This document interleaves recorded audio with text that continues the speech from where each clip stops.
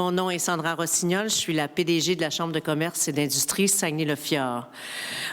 La vidéo que vous venez de voir présente la continuité de notre partenariat avec Carbone Québec. Elle est réalisée par Deux Spark Technologies. La CCISF fera une plantation d'une forêt, une forêt CCISF qui est située localement sur notre territoire et celle-ci va capter 500 tonnes de carbone, ce qui permettra de compenser les activités de la Chambre de commerce pour la saison 2023-2024. Notre intention, encore une fois, est de démontrer que nos actions sont désormais non seulement économiques, mais aussi environnementale et sociale. Avant de poursuivre, considérant que les fêtes approchent, je mentionne une initiative d'achat local que nous avons développée, mise en place à la CCISF. Je vous invite à regarder la vidéo qui vous explique cette nouvelle offre. La Chambre de commerce et d'industrie Saguenay-le-Fjord vous présente son initiative d'achat local Vitalise. Celle-ci vise à offrir aux employeurs une solution à la rétention de main-d'œuvre et à stimuler l'achalandage dans les commerces régionaux. Procurez-vous des cartes cadeaux rechargeables Visa auprès de la CCISF et profitez-en pour récompenser vos employés. Une fois activée, la carte peut être utilisée dans notre réseau de commerces participants. Facile d'accès, il s'agit d'une récompense non imposable qui peut être utilisée n'importe où, à tout moment, en plus d'encourager votre économie locale.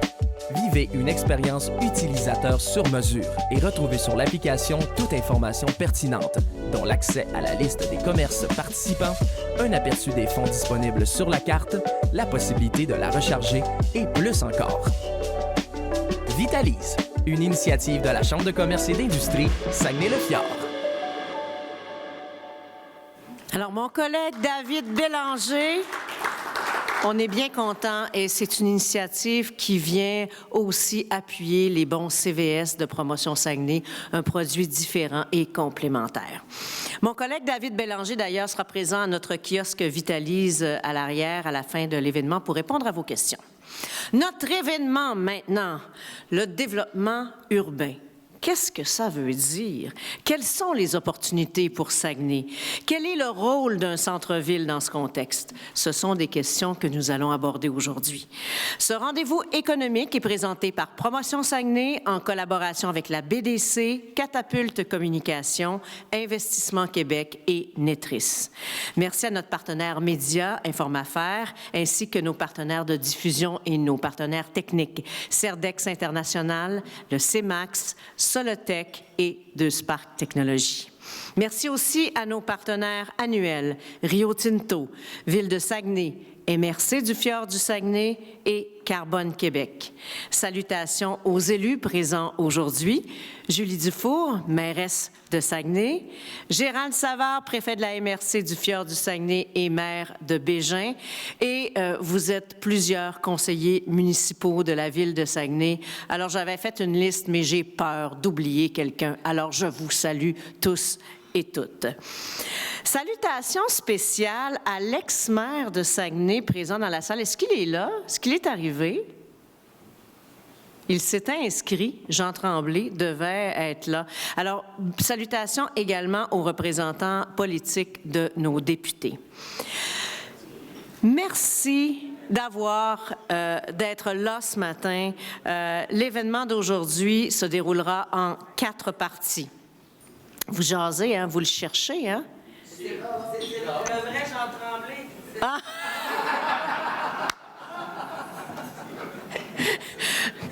Celui dont je parlais a plus de cheveux. Mais Jean Tremblay de l'Abbé, tu es toujours le plus beau.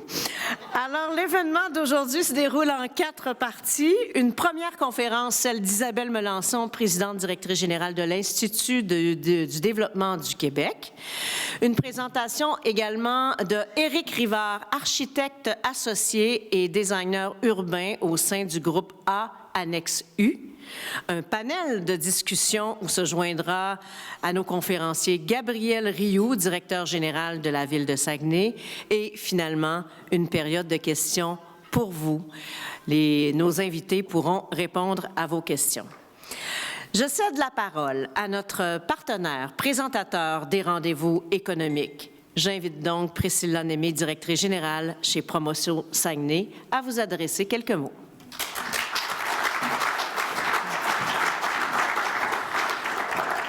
Madame la mairesse, Mesdames et Messieurs les conseillers municipaux, Monsieur le préfet, partenaires, collègues, invités, merci d'être ici en si grand nombre ce matin. On est vraiment très fiers, comme organisation de développement économique, d'être partenaire de la Chambre de commerce pour tous les rendez-vous économiques, mais particulièrement celui-là qui nous tenait à cœur dans le contexte, dans l'actualité présentement. Merci à Sandra, merci à la Chambre d'avoir embarqué dans un rendez-vous hors du commun. En fait, c'est la première fois qu'on fait un rendez-vous qui est dédié au développement urbain. Le développement urbain, c'est un sujet qui nous touche, tant au niveau du développement économique que du développement de nos villes. Donc, et c'était à propos. Hein, on parle beaucoup de manque de logement. On parle de taux d'occupation de nos centres-villes, de nos zones urbaines. On parle régulièrement également de changements dans les habitudes de travail, nos travailleurs, l'utilisation des espaces de bureaux, le manque d'espaces de bureaux de qualité dans certaines de nos zones urbaines. On parle de densité urbaine, de mixité d'usage. Mais qu'est-ce que ça veut dire tout ça? Donc, on pensait qu'un moment comme celui-là, de prendre le temps d'en parler, de prendre le temps d'avoir des experts avec nous qui viennent nous entretenir sur le sujet, c'était essentiel et essentiel à ce moment-ci du développement de notre ville. Pourquoi parler de développement urbain? En fait, si on veut un milieu attractif, vivant, dynamique, pas des centres-villes ou des milieux urbains qui vivent seulement du lundi au vendredi de 8 heures à 5 heures. Si on veut des secteurs commerciaux et que le secteur de la restauration soit en santé, si on veut des centres-villes et des noyaux urbains vivants et animés, si on veut que nos citoyens s'épanouissent, si on veut attirer des étudiants, si on veut attirer des familles, si on veut attirer des travailleurs chez nous, si on veut attirer des projets d'envergure qui vont amener des centaines de nouveaux emplois, ça nous prend une ville en santé, ça nous prend un développement urbain réfléchi, planifié. Ça nous prend des endroits où nos citoyens vont être contents de vivre, mais aussi qu'on va pouvoir attirer des nouveaux travailleurs, des nouvelles familles et aussi inciter nos promoteurs immobiliers à investir dans nos secteurs commerciaux. D'ailleurs, je salue ce matin la présence de plusieurs promoteurs immobiliers de Saguenay dans la salle. Merci d'être avec nous ce matin. Vous êtes précieux, vous êtes le cœur de nos secteurs urbains. C'est vous qui réalisez ces beaux projets-là. Donc, merci d'être avec nous. Merci d'être à l'écoute. Donc, sur ce, je vous souhaite un très bon rendez-vous économique. Merci à la Chambre pour cette organisation. Puis, on se revoit. J'espère que c'est le premier, mais ce ne sera pas le dernier rendez-vous sur ce sujet-là. Bon déjeuner.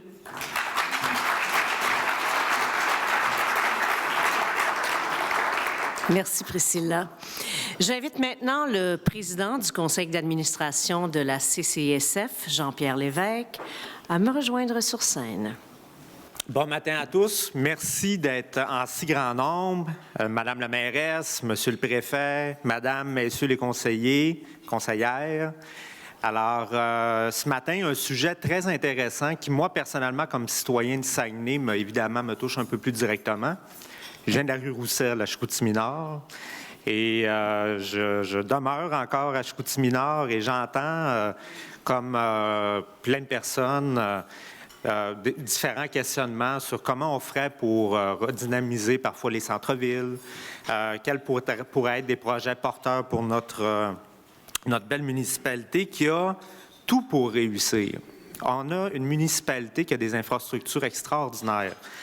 Qu'on pense au port de mer, notre aéroport, les infrastructures, par exemple l'autoroute à 4 voies divisées. Donc, on a plusieurs opportunités qui se présentent à nous et il y a visiblement, manifestement, ce qu'on entend là, une soif d'innover dans notre communauté.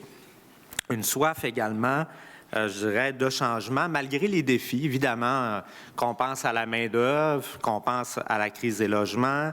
Madame Némé, vous l'avez fait mention tout à l'heure, les espaces de bureaux locatifs de qualité, des sujets qui reviennent assez régulièrement. Bref, tous les ingrédients sont réunis pour jeter les bases d'une vision de développement qui saura nous faire rêver, nous, à Saguenay. Aujourd'hui, nos conférenciers, je ne veux pas mettre de pression sur personne, vont vous entretenir sur les grandes tendances en développement urbain. Ils vont vous entretenir sur les opportunités qui s'offrent à nous dans le cadre de la revitalisation imminente de notre centre-ville, ici même dans l'arrondissement de Chicoutimi. D'autres centres-villes à travers le monde ont su se redynamiser et les résultats sont éloquents. On verra au cours des prochaines minutes des exemples qui, j'en suis confiant, sauront nous inspirer.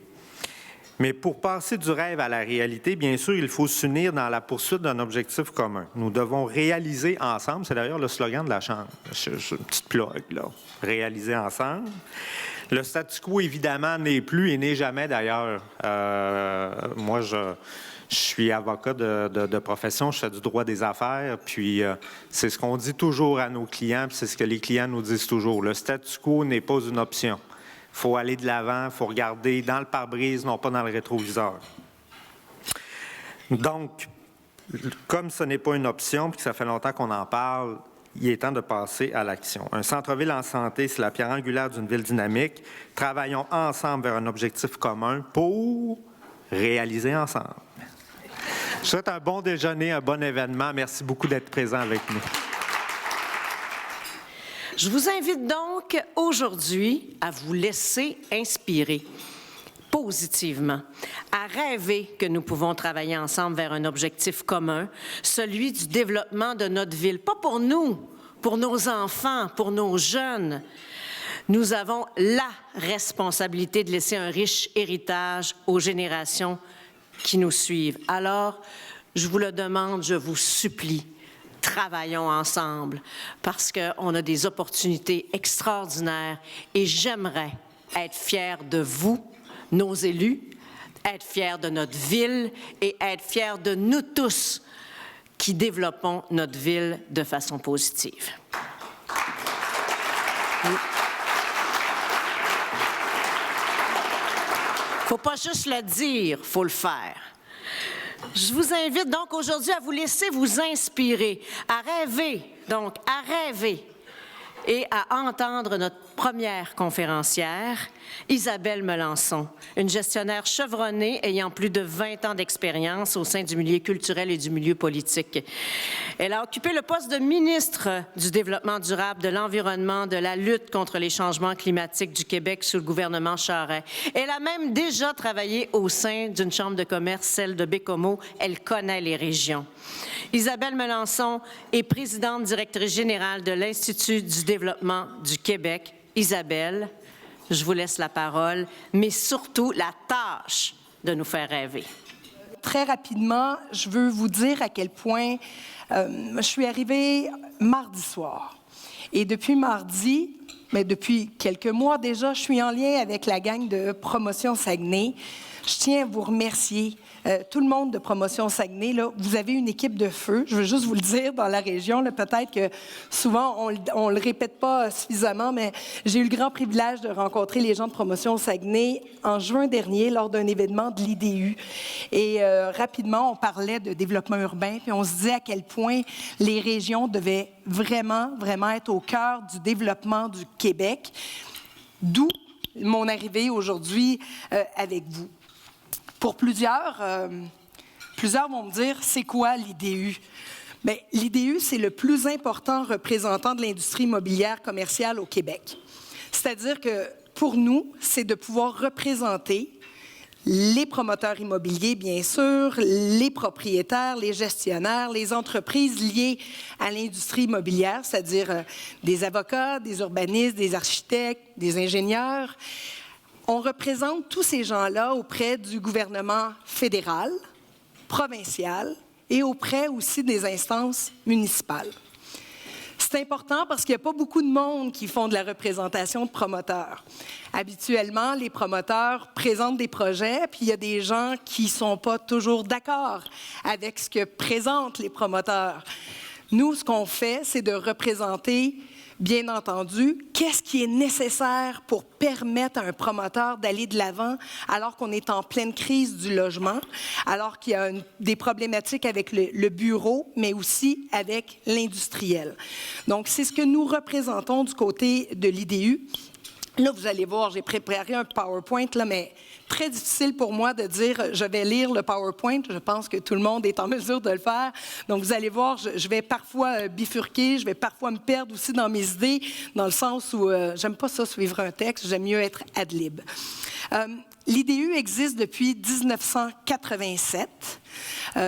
Donc, au départ, là, c'était quelque chose qui était très montréalocentriste, très, très, très Montréal. Ensuite, on s'est étendu vers la région de Québec parce qu'il y a le centre urbain de Québec qui est intéressant.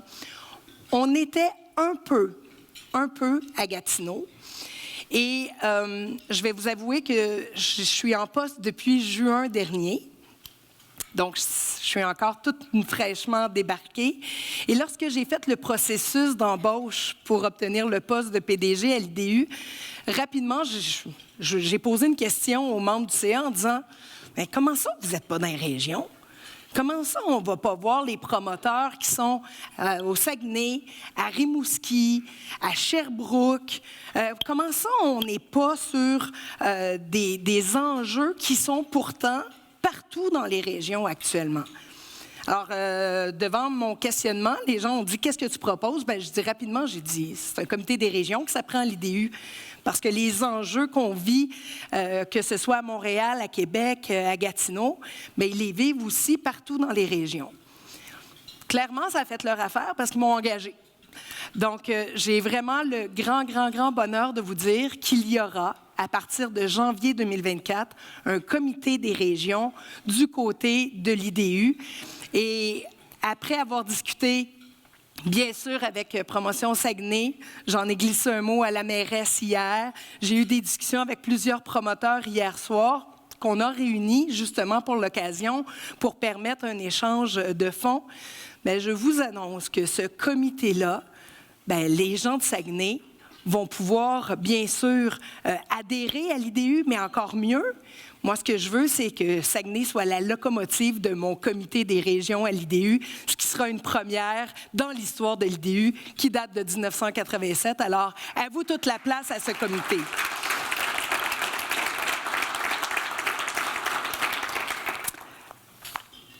Hey, attendez, là, c'était important que je fasse ça. Ah, voilà, 2024, comité des régions, et sur lequel, bien sûr, on aura pas mal de travail. La prochaine diapositive est importante.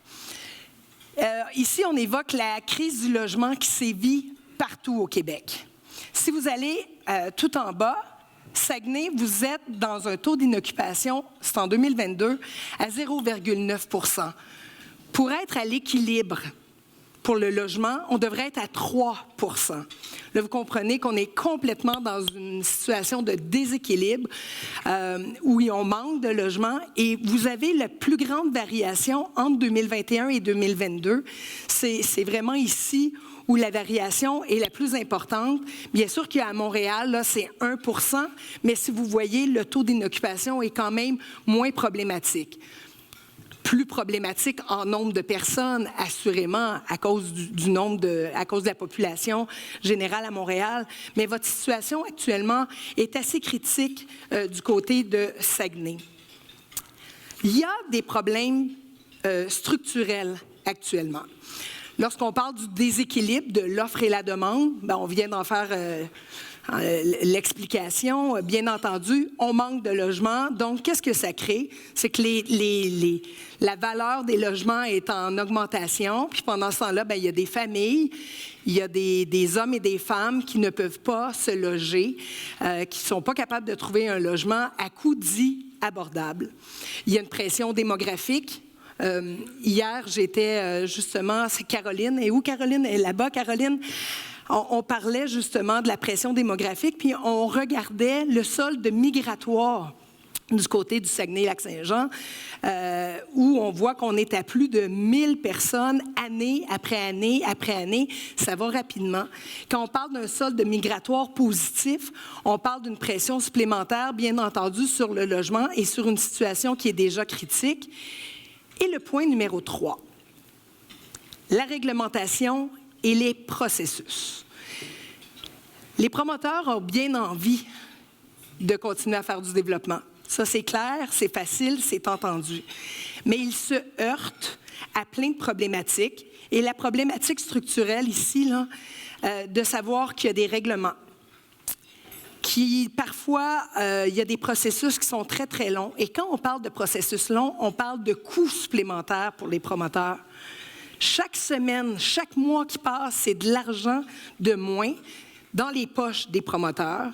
C'est de la difficulté, justement, à sortir du logement et c'est beaucoup de frustration. Moi, j'ai rencontré des promoteurs qui m'ont dit « Je suis un gars de la place, là, puis moi, je vais aller développer ailleurs. » C'est rendu trop compliqué de pouvoir faire du développement dans la région.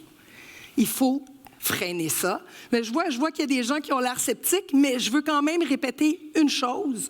Actuellement, si on est capable de faire du ménage dans les processus, on est capable d'aller plus loin, d'aller plus vite, puis de régler une crise qui est celle du logement. Je pense que c'est important qu'on puisse le faire entendre. Il y a aussi, bien sûr, des problèmes conjoncturels et ceux-là, je dois avouer que c'est aussi très, très, très lourd dans la balance. Augmentation du taux directeur, les taux d'intérêt. Ça nous touche toutes et tous à cause, bien sûr, de nos hypothèques individuelles. Mais imaginez 10 augmentations depuis mars 2022. 10 augmentations depuis mars 2022. Les promoteurs, souvent, vont préparer un plan d'affaires sur plusieurs années. Personne n'avait vu venir 10 augmentations en 18 mois. Les coûts, le fardeau de ce coût-là est vraiment très, très lourd. Les conditions de prêt ont changé. Les institutions financières sont plus frileuses actuellement. Il y a une pénurie de main-d'œuvre dans tout ça. Hier, j'en parlais avec M. Saint-Gelais, je ne sais pas s'il est là ce matin, mais on était en train de se dire « Ah, il est là-bas ». Hier, on se disait, difficile actuellement de trouver de la main-d'œuvre pour aller faire des différents chantiers. C'est de plus en plus complexe, malheureusement. Et il y a le coût des matériaux qui a explosé. Ça, c'est le post-pandémie. Tout ça mis ensemble fait qu'actuellement, bâtir, ça coûte 30 %, pas sur 10 ans, 2 ans. C'est ça qui fait le déséquilibre que l'on connaît aujourd'hui. Puis tout ça, c'est sur le fond de crise climatique qu'on connaît. Donc, on demande en plus aux promoteurs d'arriver avec des bâtiments qui sont durables, verts, résilients. Et l'ancienne ministre de l'Environnement que je suis va vous dire que ça, il y a un coût aussi à ça. Supplémentaire, c'est un fardeau supplémentaire. Alors, selon la CHL, d'ici 2030, on aurait besoin de sortir de terre 1,2 million d'unités. Ça représente 164 000 logements annuellement. Je veux juste vous dire qu'actuellement, la meilleure année qu'on a connue du côté de la construction, c'est en 1987. La mode n'était pas bien bonne en 87, mais on était bon pour sortir du logement. On avait sorti 75 000 logements. Cette année, on ne sortira pas 37 000 logements de terre.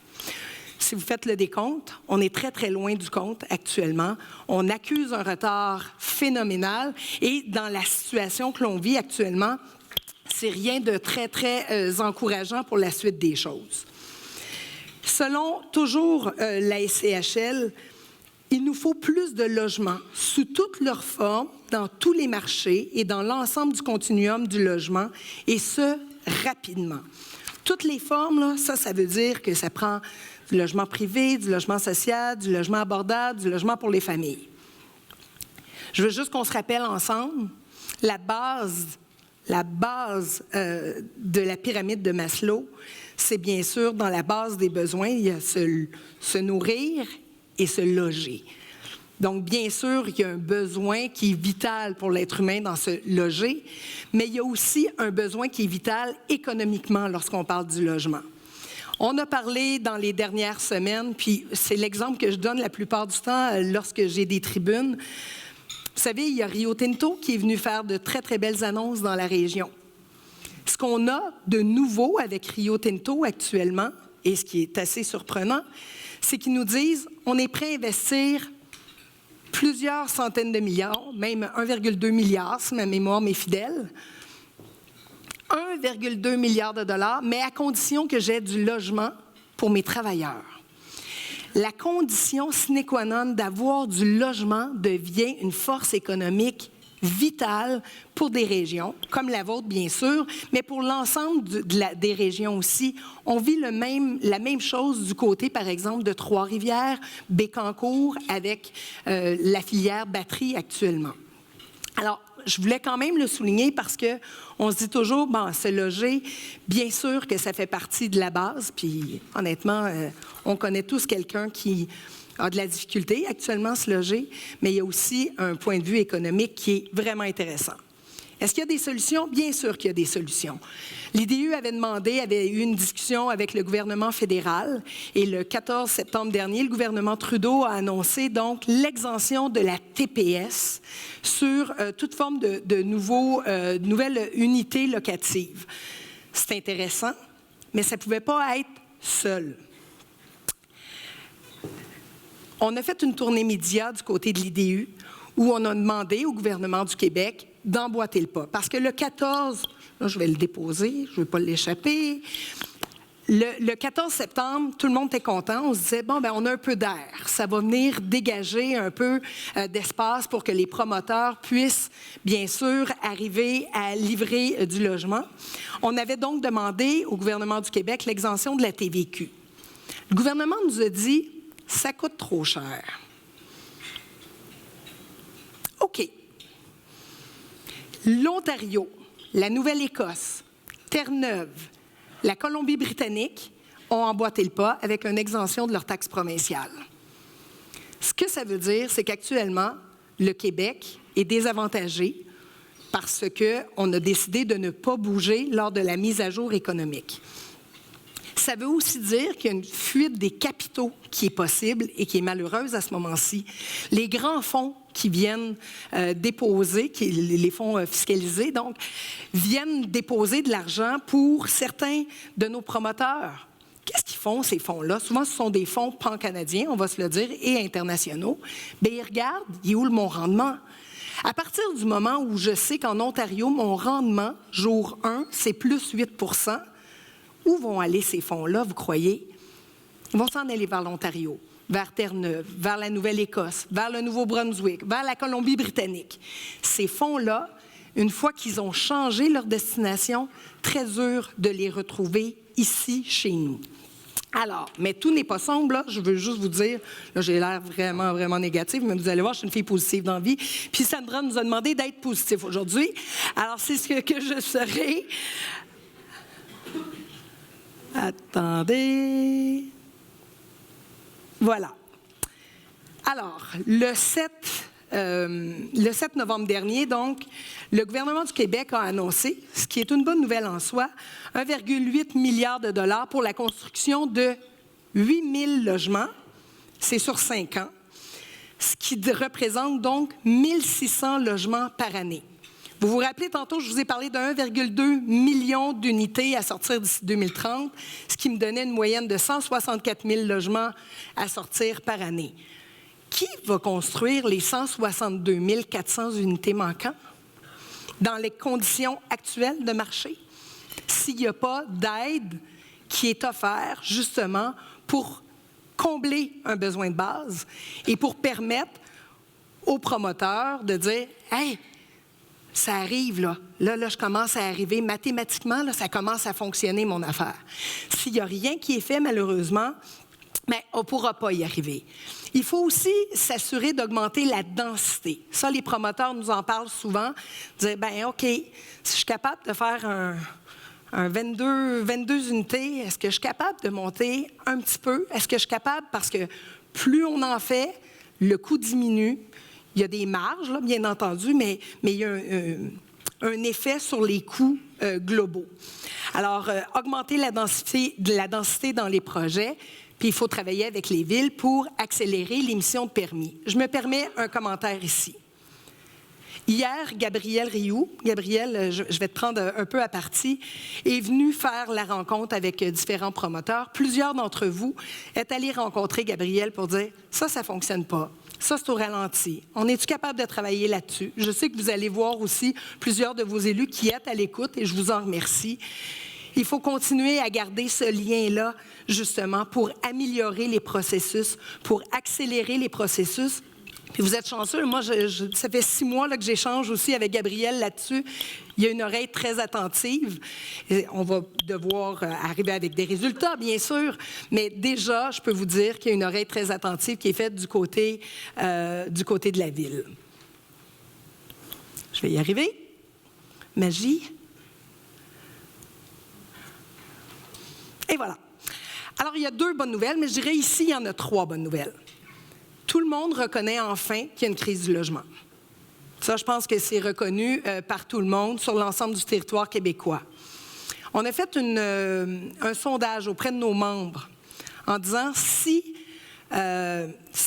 dans le cas où il y a des changements structurels, là on parlait de la TPS, de la TVQ, si on était capable d'aller financer une partie des taux hypothécaires actuellement, bien, on a plus de 40 000 unités qui seraient prêtes là, à démarrer sur le champ.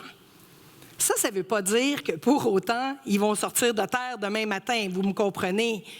Des fois, ça prend 2, 3 ans dans certaines municipalités. Hier, ici, on me parlait de mois. Je n'ai pas la moyenne exacte, mais ça veut quand même dire qu'on est en train de travailler sur... Parce que la crise du logement, on en parle tout le temps le 1er juillet. C'est tout le temps le 1er juillet, alors qu'on devrait en parler à l'année. Moi, ce que je vous dis, c'est que si on veut prévoir 2024, 2025, 2026, c'est aujourd'hui qu'il y a des décisions qui doivent être prises.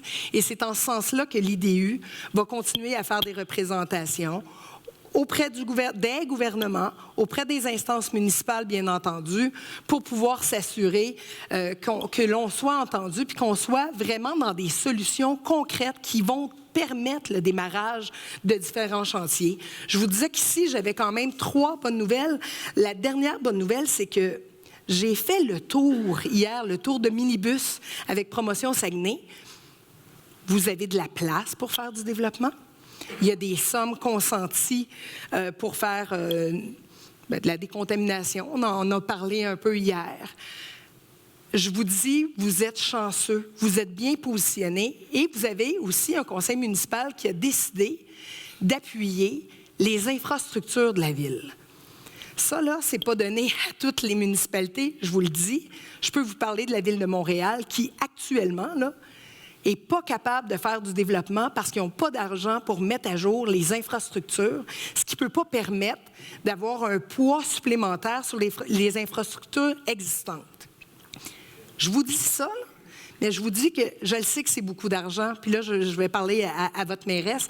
Je le sais que c'est beaucoup d'argent. Je le sais que des fois, tu dis, c'est pas sexy vraiment de dire, on vient de changer les égouts de la ville. Mais savez-vous quoi? À long terme, ça va être vraiment payant. Vous allez être beaucoup mieux positionné que n'importe où sur la carte du Québec pour pouvoir justement faire du développement, créer du logement, avoir du commercial, de l'industriel, donc une économie forte dans votre région. Chapeau à vous, les élus, là-dessus. Je terminerai simplement en vous disant que le défi est titanesque, là. On le sait. Partout sur le territoire, c'est lourd. C'est tout le monde ensemble où on est capable de dire, bien, on se donne une vision. Les demandes en développement urbain sont différentes d'une région à une autre. Alors, rapidement, il faut qu'on puisse mettre sur pied, bien sûr, un plan de match. Je vais appeler ça un plan de match pour savoir qu'est-ce qu'on a besoin, où on en a besoin, combien on en a besoin, puis dans combien de temps on en a besoin. Ça devrait être le plan de match sur lequel vous devriez travailler tout le monde ensemble. Je ne suis pas là pour donner, pour faire la morale à quiconque, mais je peux vous dire une chose, c'est que vous avez la force, vous avez le territoire, vous avez du caractère, vous avez du chien dans votre région. Je pense que vous êtes capable, vous avez tout dans vos poches pour pouvoir réussir un développement urbain intelligent. Merci tout le monde. Merci Isabelle, c'était captivant. Il y a une chose qu'on n'a pas, en fait on a un déficit de confiance. Il faut se faire confiance. Vous avez vu Priscilla tout à l'heure, on ne peut pas l'aimer, hein? Elle est adorable. Pensez-vous que cette fille-là ferait un développement désorganisé dans notre ville? Jamais. Tout le monde veut faire un beau développement, alors faisons-nous confiance. Donc, merci Isabelle. Vous allez pouvoir revenir sur scène lors du panel. Deuxième conférence ce matin. Je pense que lui, il va nous faire rêver. Isabelle, elle nous a brassé le pommier un peu. Puis Éric, il va nous montrer des photos, des belles choses qui se font. Donc, je vous le présente. Éric Rivard, il est architecte associé et designer urbain au sein du groupe A, Annexe U, qui est un pilier de longévité parmi les firmes d'architectes au Québec. Il est titulaire de 2 maîtrises en architecture. Il est spécialisé en gestion des paysages bâtis. Il est d'ailleurs l'architecte principal derrière le projet de redéveloppement de Fleur de Lys et ceux des Galeries Charlesbourg et Place des 4 Bourgeois à Québec. C'est pas si loin, là. C'est juste l'autre côté du parc. Éric, à vous maintenant de nous inspirer. Merci beaucoup. Merci de l'invitation. C'est vraiment très apprécié. Donc, un autre chapeau que j'ai dans la vie, c'est que je suis depuis une vingtaine d'années chargé de cours à l'Université Laval en design urbain. Donc, je m'intéresse à travers mes recherches et ma pratique au réaménagement des villes, au réaménagement des centres-villes. Donc, pour ceux qui s'intéressent, là, je donne un cours de 45 heures là, sur le sujet et je vous résume ça en 20 minutes ce matin. Donc, je m'intéresse au centre-ville ce matin parce que le centre-ville, c'est vraiment le cœur névralgique d'une ville en santé. Aujourd'hui, et plus que jamais, on assiste à un retour vers les villes. Donc, on est dans une urbanisation galopante partout sur la planète. Il y a plus de 75 de la population maintenant qui ont choisi d'habiter dans les villes. Donc, on est vraiment en train de se transformer. Il n'y a pas si longtemps, une centaine d'années, c'était complètement l'inverse. La plupart des gens habitaient dans les milieux ruraux. Et il y a des qualités qui font qu'on aime être en ville. Puis là, je vous invite à penser à vos habitudes quand vous êtes en voyage, quand vous êtes en déplacement. Qu'est-ce que vous faites? C'est quoi les premiers endroits que vous allez dans une ville? Et il est inévitable que vous allez, à un certain moment donné dans votre voyage, aller vouloir voir le centre-ville, la rue principale, aller consommer cet espace urbain-là. C'est tout à fait naturel. Et il y a des qualités qui vont faire que ces milieux-là vont être particulièrement captivants, attrayants. Je vous en présente 5 ce matin de ces qualités-là. Puis qu'est-ce qu'on a fait depuis 2-3 semaines pour avoir de l'air intelligent ce matin? On s'est mis à chercher beaucoup sur Saguenay. On s'est mis à beaucoup se renseigner sur Saguenay. Puis on a essayé de voir des villes comparables, de taille comparable, qui font face aux mêmes défis de reconquête de leur centre-ville. Puis vous allez être contents parce que tous les exemples qu'on a trouvés, c'est souvent des beaucoup plus petites villes. Donc, vous êtes déjà dans une taille de ville qui est extrêmement intéressante pour faire face à ces défis-là. Donc, qu'est-ce qu'on cherche quand on veut réaménager une ville? Première qualité, c'est l'intensité. Donc, l'intensité, pensez à l'intensité lumineuse, là, quand on met le gradateur dans le tapis. Un centre-ville, c'est l'endroit dans une ville où on devrait toujours avoir le bouton du gradateur au maximum de l'intensité. Donc, pensez à l'affiche de chez Georges, là, c'est ça l'intensité dans un centre-ville. Donc, c'est vibrant, c'est attrayant, c'est lumineux. Et ça existe déjà. Ça existe, en fait, ça a toujours existé à Saguenay. Ça existe, en fait, dans tout ici, dans votre mémoire collective. Vous avez tous des souvenirs liés à l'avenue Racine. Hier soir encore, il y en a plein qui me racontaient comment c'est l'endroit où ils allaient avec leur grand-père se promener à Noël pour magasiner cadeaux. Il y a quelque chose qui est vraiment omniprésent, qui a toujours existé, qu'il faut peut-être juste réanimer, faire revivre. Nos centres-villes, ils sont là. Puis pourquoi ils étaient si vibrants il n'y a pas si longtemps? C'est parce que nos centres-villes, il n'y avait pas de concurrence. Donc, tout se passait dans le centre-ville. Nos centres-villes étaient habités, achalandés, ils étaient vivants, c'était rempli d'opportunités. C'était des lieux de la culture, c'était des lieux qui étaient attrayants, rassembleurs. Tout se passait dans la rue. Il y avait de l'affichage, il y avait des couleurs, il y avait des auvents. Même les poteaux électriques étaient en plein milieu de la rue Racine à cette époque-là. Donc, il y avait quelque chose qui était vraiment une espèce de joyeux mélange qui faisait appel aux stimuli. C'est la ville des sens. C'est une intensité qui est non planifiée. Puis vous êtes vraiment très fort parce que vous avez 1 million de visiteurs par année dans votre centre-ville, mais à des moments très concentrés. Parce que vous planifiez votre intensité. Vous la planifiez avec des festivals, vous la planifiez avec le tourisme. Mais qu'est-ce qu'on recherche dans un centre-ville? C'est l'intensité qui est non planifiée, celle de tous les jours, celle du mardi après-midi, du samedi matin à 10 heures. C'est celle-là qu'on recherche. C'est ce qui fait qu'on a un centre-ville en santé. Un autre critère essentiel, c'est la densité. Puis c'est pas banal que je mets l'intensité en premier parce que la densité, c'est facile. La densité, c'est juste un calcul mathématique. C'est un nombre d'éléments par hectare ou par une superficie de terrain donnée. Ça peut être la densité bâtie, ça peut être la densité d'emploi, ça peut être la densité d'habitants, mais c'est quelque chose qui nous amène effectivement des conditions essentielles pour avoir un centre-ville intense. Mais vous comprenez que l'intensité, ça va encore plus loin parce qu'il y a quelque chose dans les stimuli qui est davantage. Il y a plein de villes dans le monde, puis tous les exemples qu'on a trouvés aujourd'hui, ce sont des villes qui sont sur le bord de fronts fluviales ou de fronts de rivières parce qu'on se rend compte que ce sont des villes qui sont particulièrement bien positionnées pour accueillir cette densité-là parce que la densité fait appel aussi à l'espace public collectif. C'est étonnant parce que quand on parle de densité, on parle de beaucoup d'unités de logement, d'emploi, mais on est tous humains, puis pour accepter cette densité-là, on a besoin aussi de vide, on a besoin d'espace agréable entre les bâtiments pour accepter cette densité-là. Et vous, juste par votre position géographique, avec la rivière, avec le littoral, vous avez déjà ces espaces-là.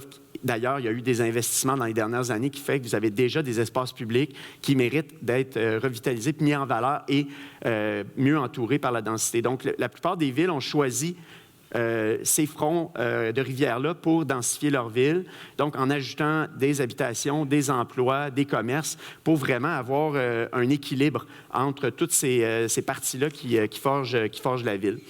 Et que ce soit en Europe ou que ce soit en Amérique, les villes qui ont fait le pari de la densité ont rapidement reconquis leurs centres-villes qui sont devenus d'autant plus dynamiques. À travers la présentation, là, je vais vous montrer plusieurs exemples de villes, plusieurs d'échelles très comparables là, à Saguenay. Puis vous voyez un peu ici à Santa Cruz, là, on a identifié rapidement dans ce projet-là des espaces qui étaient sous-utilisés à proximité du centre-ville où on pouvait forger un départ d'intensification du cœur. Donc on le voit même avec l'intensité lumineuse, encore une fois. Vous avez ces espaces-là vides en plein milieu de votre centre-ville en ce moment qui peuvent être mis à contribution pour vraiment intensifier le cœur. Donc, voyez un peu cette idée-là de remplissage, que ce soit des stationnements de surface, que ce soit des terrains qui ne sont pas valorisés à leur plein potentiel. Cette densité-là peut se faire à la fois avec de l'habitation, ça peut se faire aussi avec des équipements, et c'est ce maillage-là qu'on va chercher. Donc, prochaine qualité, c'est la mixité. La mixité, c'est essentiel. On veut, dans notre centre-ville, qu'il y ait de la variété. Un centre-ville, ce n'est pas quelque chose qui est spécialisé. Puis, c'est un peu triste parce que moi, dans ma pratique, on dirait qu'une grande partie de ma pratique, c'est de réparer des erreurs pas si lointaines qu'on a faites dans nos villes. C'est-à-dire que pendant des années, dans les années 60-70, on a misé sur l'urbanisme fonctionnel où on s'est mis à diviser toutes nos villes en petits morceaux fonctionnels. Le parc industriel de ce côté-là, l'habitation de ce côté-là, le commerce de ce côté-là, nos campus universitaires de ce côté-là. Tout est des petits morceaux, un à côté de l'autre. Et il n'y a souvent pas de maillage qui se fait entre ces fonctions-là. Et le centre-ville, par définition, c'est le lieu où toutes ces fonctions-là doivent se chevaucher. Fait que demain matin, là, on veut brasser la cage, on prend un pavillon universitaire de l'université, on le met en plein milieu du centre-ville, on se met un équipement, on met des logements. Il faut favoriser ça, ce mélange-là. Cette mixité-là, elle va être à la fois typologique. Isabelle en a parlé. On veut plein de typologies de logements.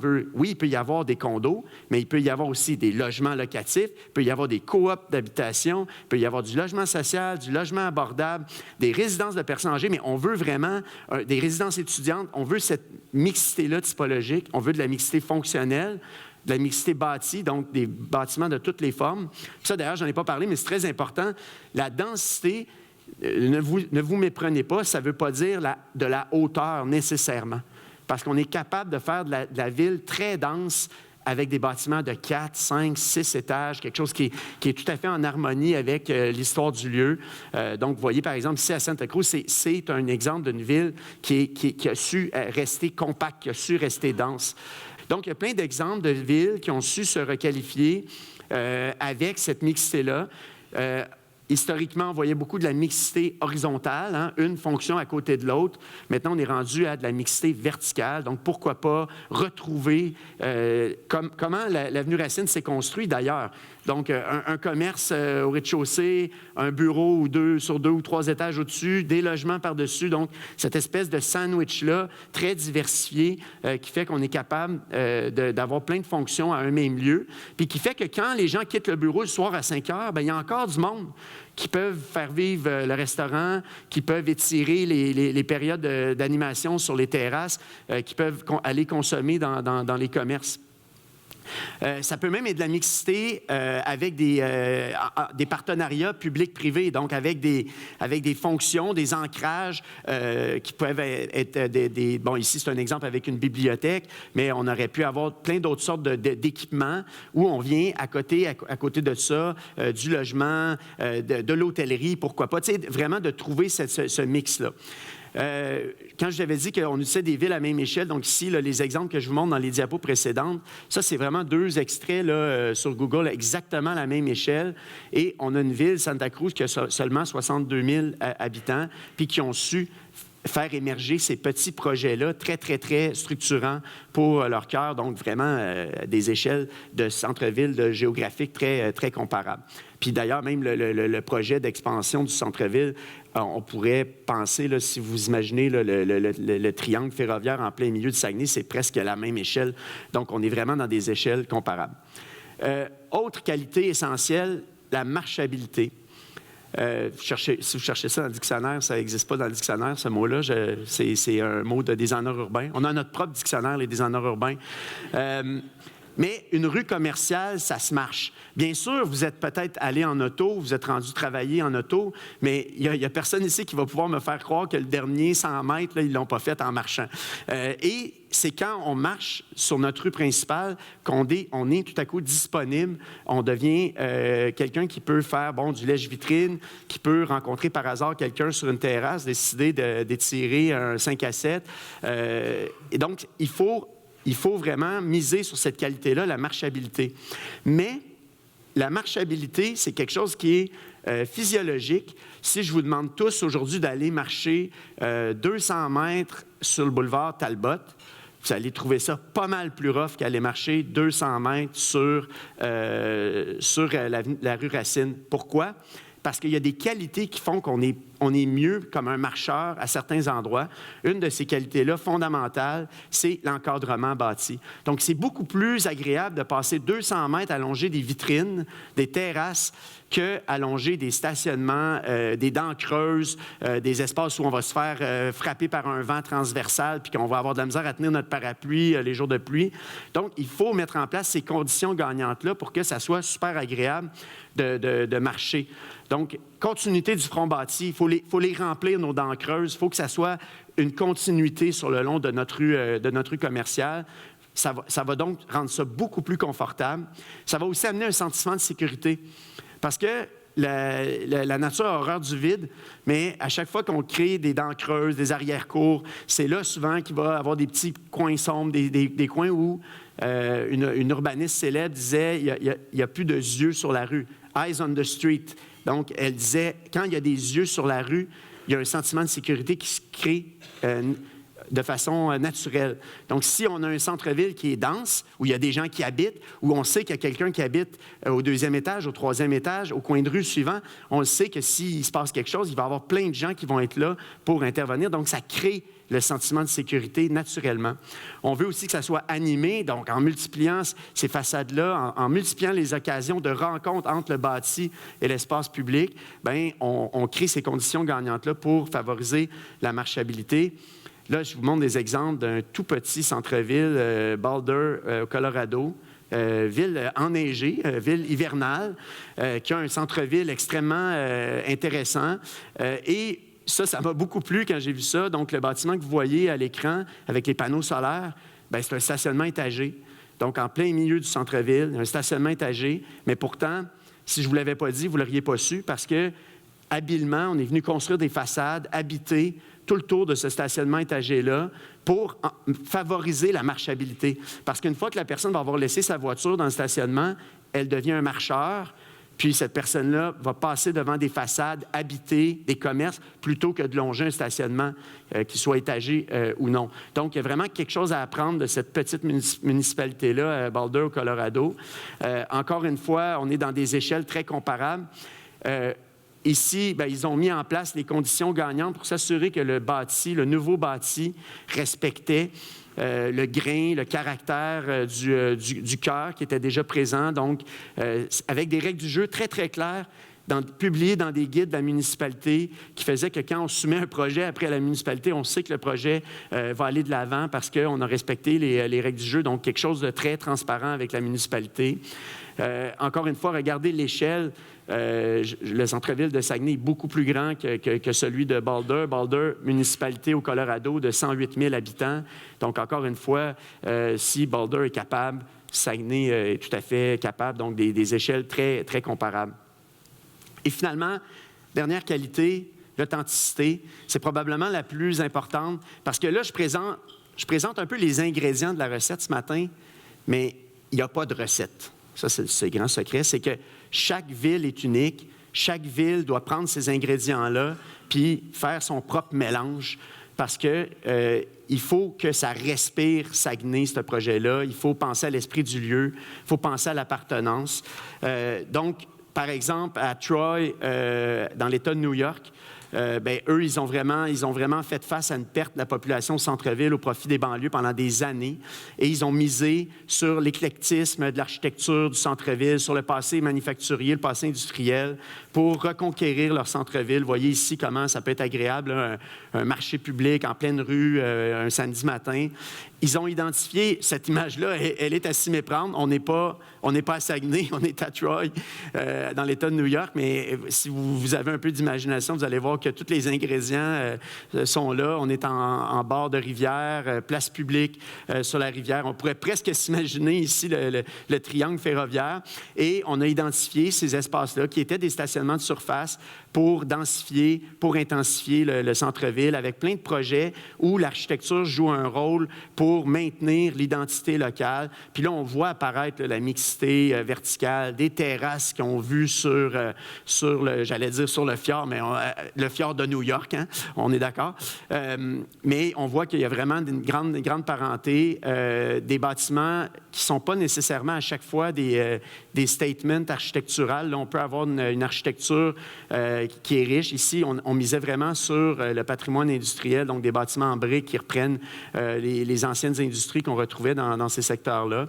Et encore une fois, Troy, seulement 51 000 habitants dans l'État de New York, avec un centre-ville exactement de la même taille que Saguenay, là, la même longueur de rue commerciale, extrêmement vibrant, en pleine requalification, remplissage des vides urbains.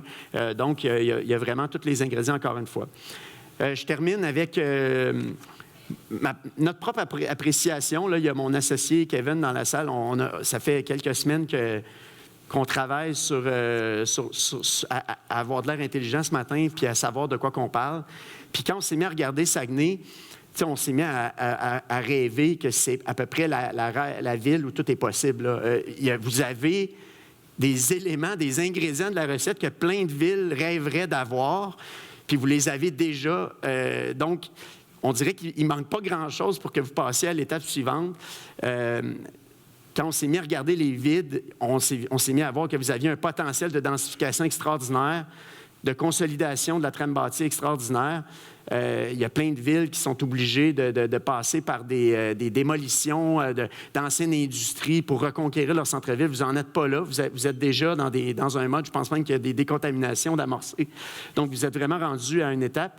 Mais en plus, vous avez des avantages concurrentiels extraordinaires. Vous avez une architecture intéressante, des points de repère, une topographie, vous avez un front de rivière. Vous avez des avantages concurrentiels indéniables. Vous êtes une ville étudiante, universitaire. Tout le monde rêve d'avoir une université pas très loin du centre-ville. On est capable de faire quelque chose avec ça. Vous avez une économie maintenant qui est en train de prendre le virage vers l'économie numérique. Moi, ça m'a beaucoup impressionné. Il y a quoi, 3-4 villes au Québec qui peuvent probablement prétendre d'avoir pris ce virage-là vers l'économie numérique. Vous y êtes. Je vous le dis, les autres sont jaloux. Il y a quelque chose là-dedans à miser. Et souvent, en plus, cette nouvelle population-là de travailleurs sont des gens qui sont ouverts à l'urbanité, qui sont prêts à habiter dans le centre-ville. Donc, il n'en tient qu'à vous de leur trouver un cocon pour qu'ils puissent s'y installer. Puis encore plus, vous avez déjà des espaces publics de qualité. Vous avez déjà investi sur votre front littoral. Vous avez des places publiques intéressantes. Donc, vous êtes vraiment capable de rapidement transformer votre centre-ville puis retrouver finalement cette rue Racine qui a toujours existé, en fait, qui existe très fortement dans votre imaginaire collectif. Il faut lui redonner vie. En tout cas, depuis quelques jours, nous, on sent qu'il y a quelque chose qui se passe, là, il y a d'assez magique, comme si tout le monde était sur la ligne de départ puis qu'on attendait juste le coup de fusil. Donc, on sent que tout le monde est vraiment motivé à faire que ce soit un projet vraiment entraînant et de réussite. Donc, je vous encourage. J'espère que je vous ai un peu allumé sur des concepts. Fait qu'il va vous rester maintenant 44 heures de cours à rattraper. Merci beaucoup. Première question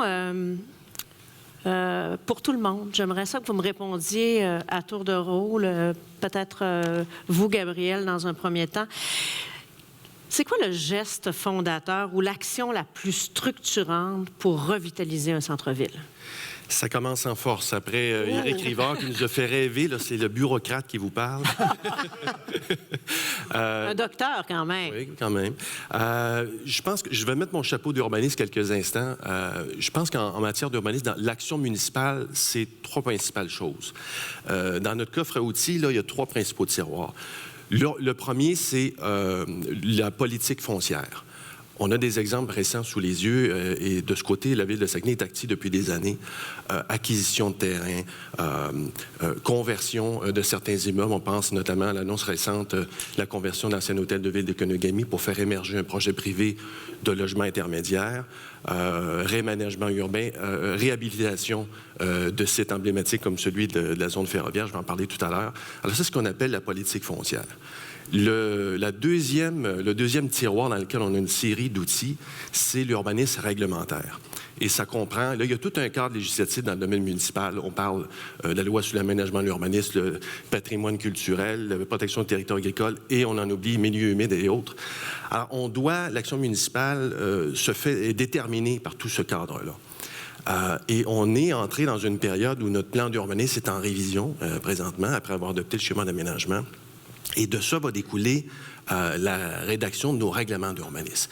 Et il faut faire les choses dans l'ordre parce que c'est pas le plan qui fait la stratégie. Hein, c'est le contraire. C'est de la stratégie, découle le plan.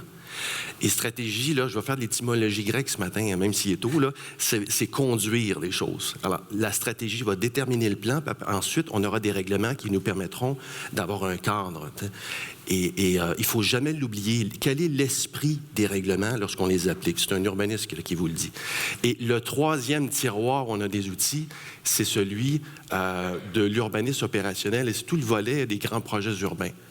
Et là encore, il faut tenir compte, surtout lorsqu'il s'agit de raménagement d'un centre-ville, par exemple, que les choses vont se faire dans un temps long. il y a des actions qui vont porter leurs fruits très rapidement, mais les exemples récents, à Québec, par exemple, Saint-Roch, à Montréal et ailleurs, c'est des opérations qui vont se dérouler dans un temps assez long, 10 ans, même 20 ans. Alors, est-ce qu'on doit être pessimiste, optimiste? Ni un ni l'autre. Il faut simplement être déterminé et avoir une vision claire. Voilà. Isabelle? Bien, pour faire vivre un centre-ville, ce que ça prend, je pense que Éric t'en a parlé, c'est la mixité. Cette mixité-là est tellement importante pour pas que ça vive de 7 heures ou de 9 heures jusqu'à 5 heures. Il faut qu'un centre-ville, là, ce soit vivant. Il faut qu'il y ait des gens qui y habitent. Il faut qu'il y ait des commerces qui puissent, bien sûr, desservir les gens qui y habitent, mais aussi qui vont travailler. Tout ça, là, c'est l'utilisation maximale d'un lieu. Et à partir du moment où on est capable de maximiser un lieu, bien, il y a des gens qui vont vouloir y vivre, qui vont vouloir y venir. Il va être habité, ce lieu-là. Ah, c'est ma boucle d'oreille, ça, qui cogne. Je suis désolée. Et donc, ça va faire vivre un centre-ville. Mais ce qu'on doit faire, puis rapidement, bien entendu, pour donner un petit coup de main à nos centres-villes qui en ont bien besoin. Là. On n'est pas cette pandémie encore. Il y a des commerces qui en ont arraché. Il y a des gens qui ont décidé d'aller vivre un peu plus loin que le centre-ville. Est-ce qu'on peut redonner un peu de woomph à nos centres-villes? Puis vous avez de l'espace pour le faire. Vous êtes chanceux. Éric, l'action je vais vous donner 2 exemples de ma ville. Le Vieux-Québec. Tout le monde se dit « Ah, le Vieux-Québec ». Mais le Vieux-Québec, là, au mois de novembre... Moi, j'ai déjà habité dans le Vieux-Québec. Le Vieux-Québec, au mois de novembre, un mardi matin à 11 h, il n'y a pas un chat, là. Fait qu'au-delà de la belle carte postale... Même chez Simon. Il n'y a personne. Même chez Simon, ils se tournent les pouces un mardi matin à 11 h. Il n'y a pas assez de monde qui habite dans le Vieux-Québec. Mais le Vieux-Québec, il n'y a plus de trous. Donc, ça a été converti en logement de courte durée. Il n'y a plus d'épicerie dans le Vieux-Québec. C'est très difficile. C'est pas un milieu de vie. Donc, quand il y a 5 bateaux de croisière de stationnés au pied de la côte, le Vieux-Québec, il foisonne, c'est super, tout le monde aime le Vieux-Québec, mais c'est pas un milieu de vie. Puis, deuxième exemple, où on a pris un peu la recette à l'envers, le secteur d'Expo-Cité. Bon, on construit un amphithéâtre, équipement urbain, parfait. On construit une place publique à 10 millions de dollars, la place Jean-Béliveau, en se disant « Build it and they will come ». Après ça, on a construit un grand marché. On s'est dit, là, ça y est, on va le faire à un autre 15-20 millions. Build it and they will come. Vous irez là, un mardi matin, en arrivant là, de l'autoroute à Expo-Cité, il n'y a personne. La place Jean-Béliveau, c'est triste, triste, triste. C'est le plus gros investissement récent d'espace public collectif à Québec. Elle est très belle, mais elle est vide. Il manque du monde. Puis la journée où il va y avoir 2000 personnes qui vont habiter à côté du Grand Marché puis de la place Jean-Béliveau, ça va être extraordinaire. Mais on a fait un peu ça à l'envers. Bien, les deux peuvent arriver en même temps, là, l'équipement puis le monde. Mais ça fait bien de voir des erreurs à Québec pour ne pas les faire chez nous. Hein? Ça prend du monde. Moi, c'est ça mon cri du cœur, c'est le monde qui attire le monde, c'est pas l'infrastructure qui attire le monde. Isabelle, tu as parlé tout à l'heure, d'ailleurs, tu étais un petit peu décourageante à un moment donné, là. La hausse des taux d'intérêt, le coût élevé des matériaux, les défis d'approvisionnement, les règles aussi qui sont complexes dans les villes. Ça représente des freins au développement. Mais, est-ce qu'il y a des solutions, Isabelle? Hey, j'espère que je n'ai pas été décourageante. Moi, je veux juste vous dire une chose, c'est le quotidien des promoteurs. Fait que les promoteurs qui sont dans la salle, là, chapeau, parce qu'ils prennent des risques aussi. Je tiens à le mentionner, hein? Il n'y a pas un projet qui est démarré où il n'y a pas de risque, au contraire, puis les risques sont là. Il y a des solutions, bien sûr qu'il y a des solutions, sinon je ne serais pas devant vous aujourd'hui, je serais en train de pleurer ma vie dans mon salon, puis je prendrais un verre de vin même s'il est juste 9 heures. Là. La vérité, c'est que des solutions, il y en a. Je vous en ai exposé certaines ce matin. Mathématiquement, ça ne tient pas la route actuellement. Donc oui, on va avoir besoin d'aide de la part des gouvernements. Puis je tiens à vous rappeler une chose, la journée où il y a de l'aide qui vient du côté des gouvernements, par exemple un congé de TVQ de la part du gouvernement du Québec, cet argent-là va revenir. Parce que là, il va y avoir des travailleurs qui vont travailler sur les chantiers. On va venir de créer de la richesse dans nos centres-villes, puis dans l'élément bâti. Il va y avoir des... Donc, moi, je ne veux pas qu'à court terme, le gouvernement ne fasse que dire « ça coûte cher ». Parce que dans le « ça coûte cher », là, l'itinérance, ça coûte cher socialement actuellement. D'avoir des problèmes avec la santé mentale, ça coûte cher actuellement. Puis on a, Et on a des logement, commerces qui veulent quitter le centre-ville présentement. et ça aussi, ça coûte cher. En raison de l'itinérance. Ben voilà. Mais donc, moi, tout ça mis ensemble, j'envoie un signal très fort au gouvernement, là, puis je vais le répéter jusqu'au prochain budget 2024. Vous allez nous entendre souvent revenir avec ça. Puis ça prend une solution mathématique. Ça prend une solution Avez-vous aussi... besoin d'appui? Bien sûr qu'on a besoin d'appui et j'espère que la Chambre de commerce sera là pour nous appuyer, bien entendu. Mais je veux surtout vous envoyer un autre signal. C'est que oui, ça prend...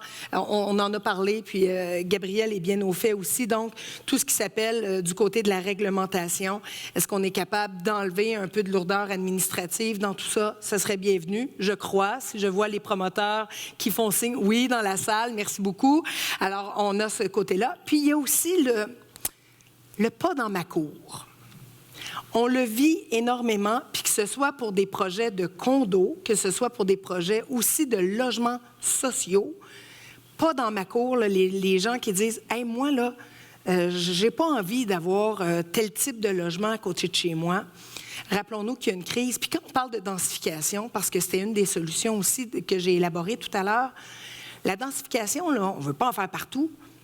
On n'est pas en train de dire qu'on veut aller faire de la densification à côté de 2 bungalows actuellement dans un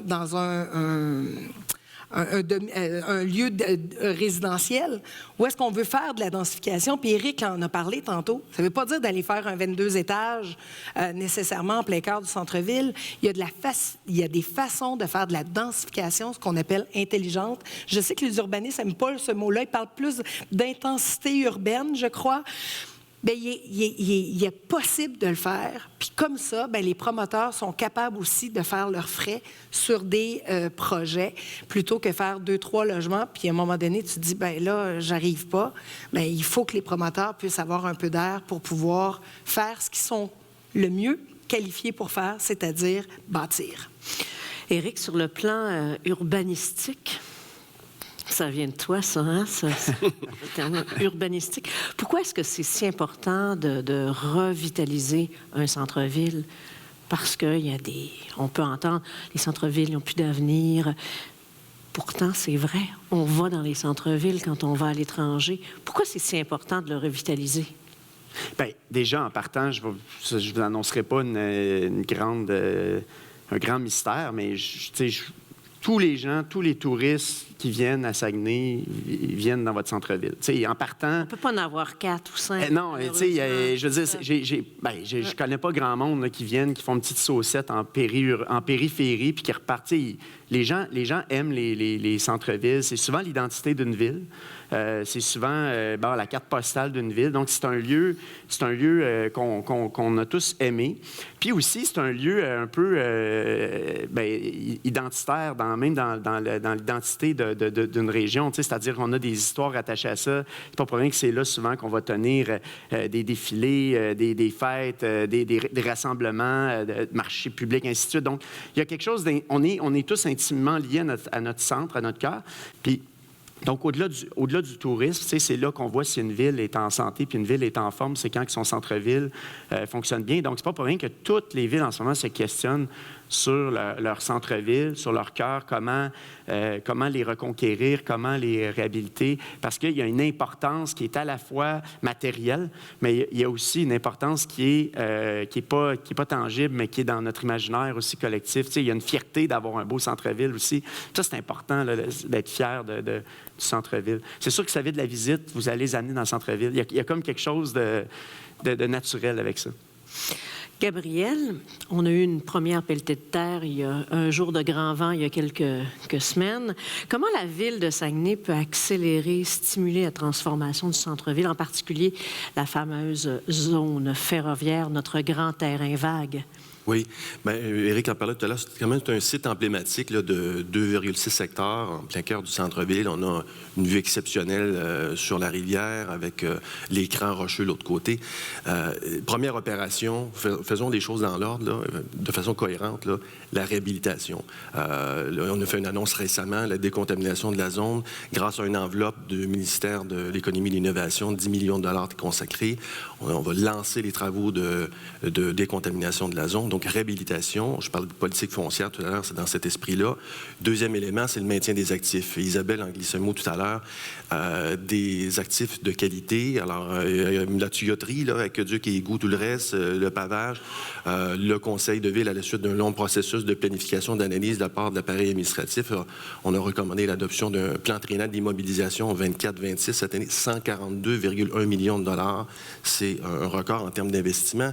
Et les économistes disent que ces investissements-là permettent de susciter l'investissement privé. Alors, c'est ce qu'on appelle l'effet multiplicateur là, de la dépense publique. Troisième élément, c'est la prospection. L'équipe de Priscilla Namé, je vois Claudia Fortin aussi, de Promotion Saguenay fait un travail constant de promotion pour susciter l'investissement privé. Et le dernier élément, et là je rejoins Isabelle, c'est vraiment travailler sur le caractère prévisible lorsqu'il y a des investissements à faire de la part des promoteurs, c'est-à-dire prévisible en termes de délai, en termes d'exigence, qu'elle soit claire dès le départ. Alors, je pense que l'appareil administratif, effectivement, doit, tout en ayant un certain cadre, là, faciliter les démarches. Il y a des annonces qui vont venir en ce sens là, prochainement. Puis je dis caractère prévisible parce que prévisibilité, c'est un peu difficile à dire. Je te garde pour la prochaine question. Oui. Julie, notre mairesse, a fait référence à plusieurs études, des analyses concernant le développement du centre-ville au cours des dernières semaines. Mais qu'est-ce qui ressort de pertinent de ces études-là pour notre centre-ville? Qu'est-ce qui semble être les besoins à combler? C'est quoi les éléments de convergence? Oui, depuis les 5 dernières années, la Ville de Saguenay, je pense à tous les services municipaux, urbanistes, il y a Jade Rousseau, la directrice qui est dans la salle ici, les différents arrondissements, Génie. Alors, il y a un ensemble, tout l'appareil municipal. Il y a également les partenaires comme Promotion Saguenay, la Société de transport de Saguenay, l'OMH. Tous ces partenaires, et plus un soutien externe constant avec différents mandats lors des professionnels. On a accumulé une masse d'informations, d'analyses qui nous permettent d'avoir une action qui est cohérente. Donc, il y a eu 4 processus de consultation depuis, plus de 2000 personnes qui ont pu s'exprimer sur cette ville. Et ce qui ressort, là, je rejoins Éric tout à l'heure, on parlait des ingrédients là, d'une ville. Là, rapidement, là, au-delà des études à caractère technique sur les capacités portantes des sols, les égouts et tout ça, c'est vraiment de créer un cœur de densité. Alors, une certaine densité urbaine. Puis la densité, Éric le disait tout à l'heure, c'est pas... comme de l'accumulation ou de la surpopulation, c'est pas ça la logique. Des besoins aussi de proximité qui doivent être comblés en termes de commerce de proximité, de services et tout ça. Favoriser aussi des modes de transport actifs. Le piéton, le cycliste a sa place également en milieu urbain. Valoriser un cadre bâti et naturel, puis le cadre naturel à Saguenay est en partant extraordinaire. Et dans un dernier temps, c'est créer des lieux de rencontre. Éric le disait tout à l'heure, on peut le résumer par l'urbanité. Alors, tous ces ingrédients sont ressortis dans le cadre des consultations et on va miser là-dessus pour aller plus loin. Éric, tu as beaucoup parlé de mixité d'usage pour nos centres-villes. Qu'est-ce que tu recommandes comme mixité d'usage, puis plus spécifiquement sur le plan résidentiel, parce qu'on voyait commerce, logement. Qu'est-ce que tu recommandes pour Saguenay? Bien, avec les chiffres là, qu'on a sur la pénurie de logements actuelle, OK? Toutes les réponses sont bonnes. C'est-à-dire qu'à chaque fois qu'on va ajouter une unité de logement, peu importe le type, ça va être gagnant. Puis, il faut faire cette analyse-là, mais souvent, on va regarder nos villes. Puis ici, je suis certain, je n'ai pas regardé en détail, mais je suis certain que c'est un peu le cas.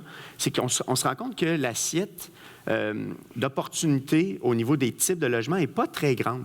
Donc, en design urbain, on va souvent parler du missing middle housing. Là. Donc, c'est qu'on va avoir construit un parc de maisons unifamiliales assez important. On va avoir, à l'autre bout du spectre, quelques immeubles à logement assez denses, mais classiques, là, la conciergerie, corridor central, des logements. Et il y a tout un spectre au milieu, le missing middle, le milieu manquant, qu'on a très, très peu exploité. En fait, on a arrêté de l'exploiter après. Genre? Le triplex, le duplex, la maison de ville, même à la limite le jumelé. On voit de plus en plus de jumelés là, au Québec, là, mais c'est très récent. Mais donc tout ce spectre-là, et par exemple le triplex, qui est une formule très urbaine, très intéressante, pas très haute, mais extrêmement séduisante pour des jeunes ménages parce que tout le monde n'est pas très loin de la cour arrière. Il y a possibilité d'avoir du propriétaire occupant qui rentabilise son investissement en ayant, par exemple, 2 locataires. Ça, là, on a oublié ça. On était très, très, très bons dans les années 50-60 pour faire ça. Puis après ça, on a arrêté de faire ça parce que l'attrait de la maison unifamiliale était très, très fort. Avec toutes les augmentations de prix en ce moment, il faut trouver des types de logements pour amoindrir le choc. L'équation est très, très simple. Si tu prends une maison unifamiliale puis une maison unifamiliale, puis que tu prends le coût de construction des deux, puis tout à coup, tu dis, je vais faire un jumelé à la place, bêtement de même, tu viens de sauver un mur, là. Puis appliquons cette stratégie-là en grandissant. Si j'ai décidé de faire un étage de plus, bien, je viens de sauver 2 toits. Donc, il y a vraiment une façon, en multipliant les typologies, d'économiser sur les coûts de construction. C'est mathématique. Un bâtiment de 60 unités va toujours coûter moins cher à l'unité qu'un bâtiment de 20 unités, qui va toujours coûter moins cher qu'un bâtiment de 2 unités. C'est mathématique. Donc, il faut multiplier les opportunités. Puis la mixité, ce n'est pas juste le logement. Il faut aussi y aller dans la mixité pour les autres fonctions. Puis nous, en architecture, parce que moi, un grand champ de ma pratique, c'est aussi l'architecture, puis on se rend compte qu'on construit encore beaucoup de bâtiments monofonctionnels. On ferme la porte le soir à 5 heures, puis en fait, une très grande partie de la journée, ces bâtiments-là ne servent pas. Là. Fait qu'on peut même faire des bâtiments qui sont réversibles. Pensez à des équipements public qui pourrait être à la fois lieu d'enseignement, lieu après ça de conférences le soir, lieu d'expression culturelle la fin de semaine. Il y a moyen de trouver multiplier les fonctions dans le même bâtiment. Donc là, ça, c'est le summum de la mixité. Il y a plusieurs partenaires immobiliers qui sont ici aujourd'hui. Isabelle, c'est quoi le rôle que peuvent jouer les acteurs du milieu des affaires, les promoteurs dans un projet de revitalisation de centre-ville? Bien, très honnêtement, c'est économique, là. On se le dit. Les promoteurs ont une vision, font des propositions, doivent bien entendu aussi entendre les besoins qui s'offrent à nous. Puis entendre Éric aussi. Bien entendu.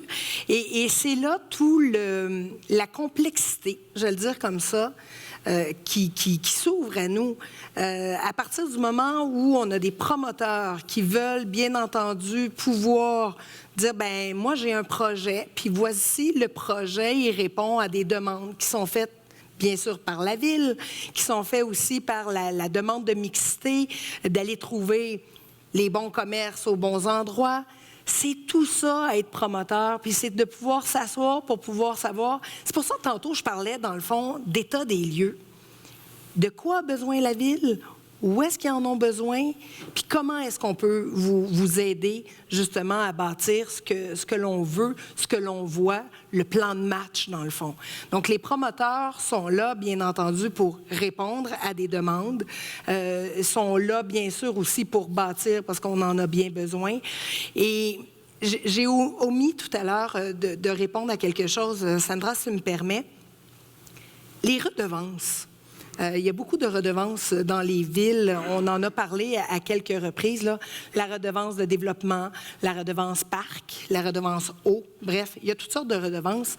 Je veux juste qu'on se rappelle une chose, parce qu'à chaque fois que je dis que c'est mathématiquement pas possible, tout le monde dit « Ah ouais, mais qu'ils le bâtissent, puis après ça, ils vont le vendre, là, même si ça coûte plus cher. » C'est parce qu'il y a, à un moment donné, un maximum à ce qu'une famille peut payer, et ou en location, et ou en achat. C'est là où on se dit que mathématiquement, il faut répondre à un besoin, puis ce besoin-là doit être comblé par un logement qu'on est capable de se payer.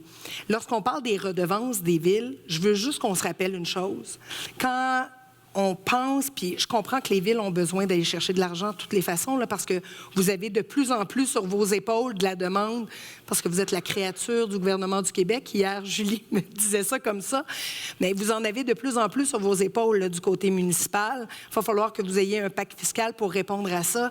Mais quand il y a des redevances qui arrivent, je veux juste vous dire, c'est pas le promoteur qui va dire « Ben oui, je vais l'absorber, moi, dans mon coût de construction. » La redevance, là, est payée par le locataire ou par le propriétaire qui va acheter. Puis on a fait une étude, vous irez voir, parce qu'on s'appelle Institut de développement urbain. On fait des études Vous irez voir sur le site de l'IDU.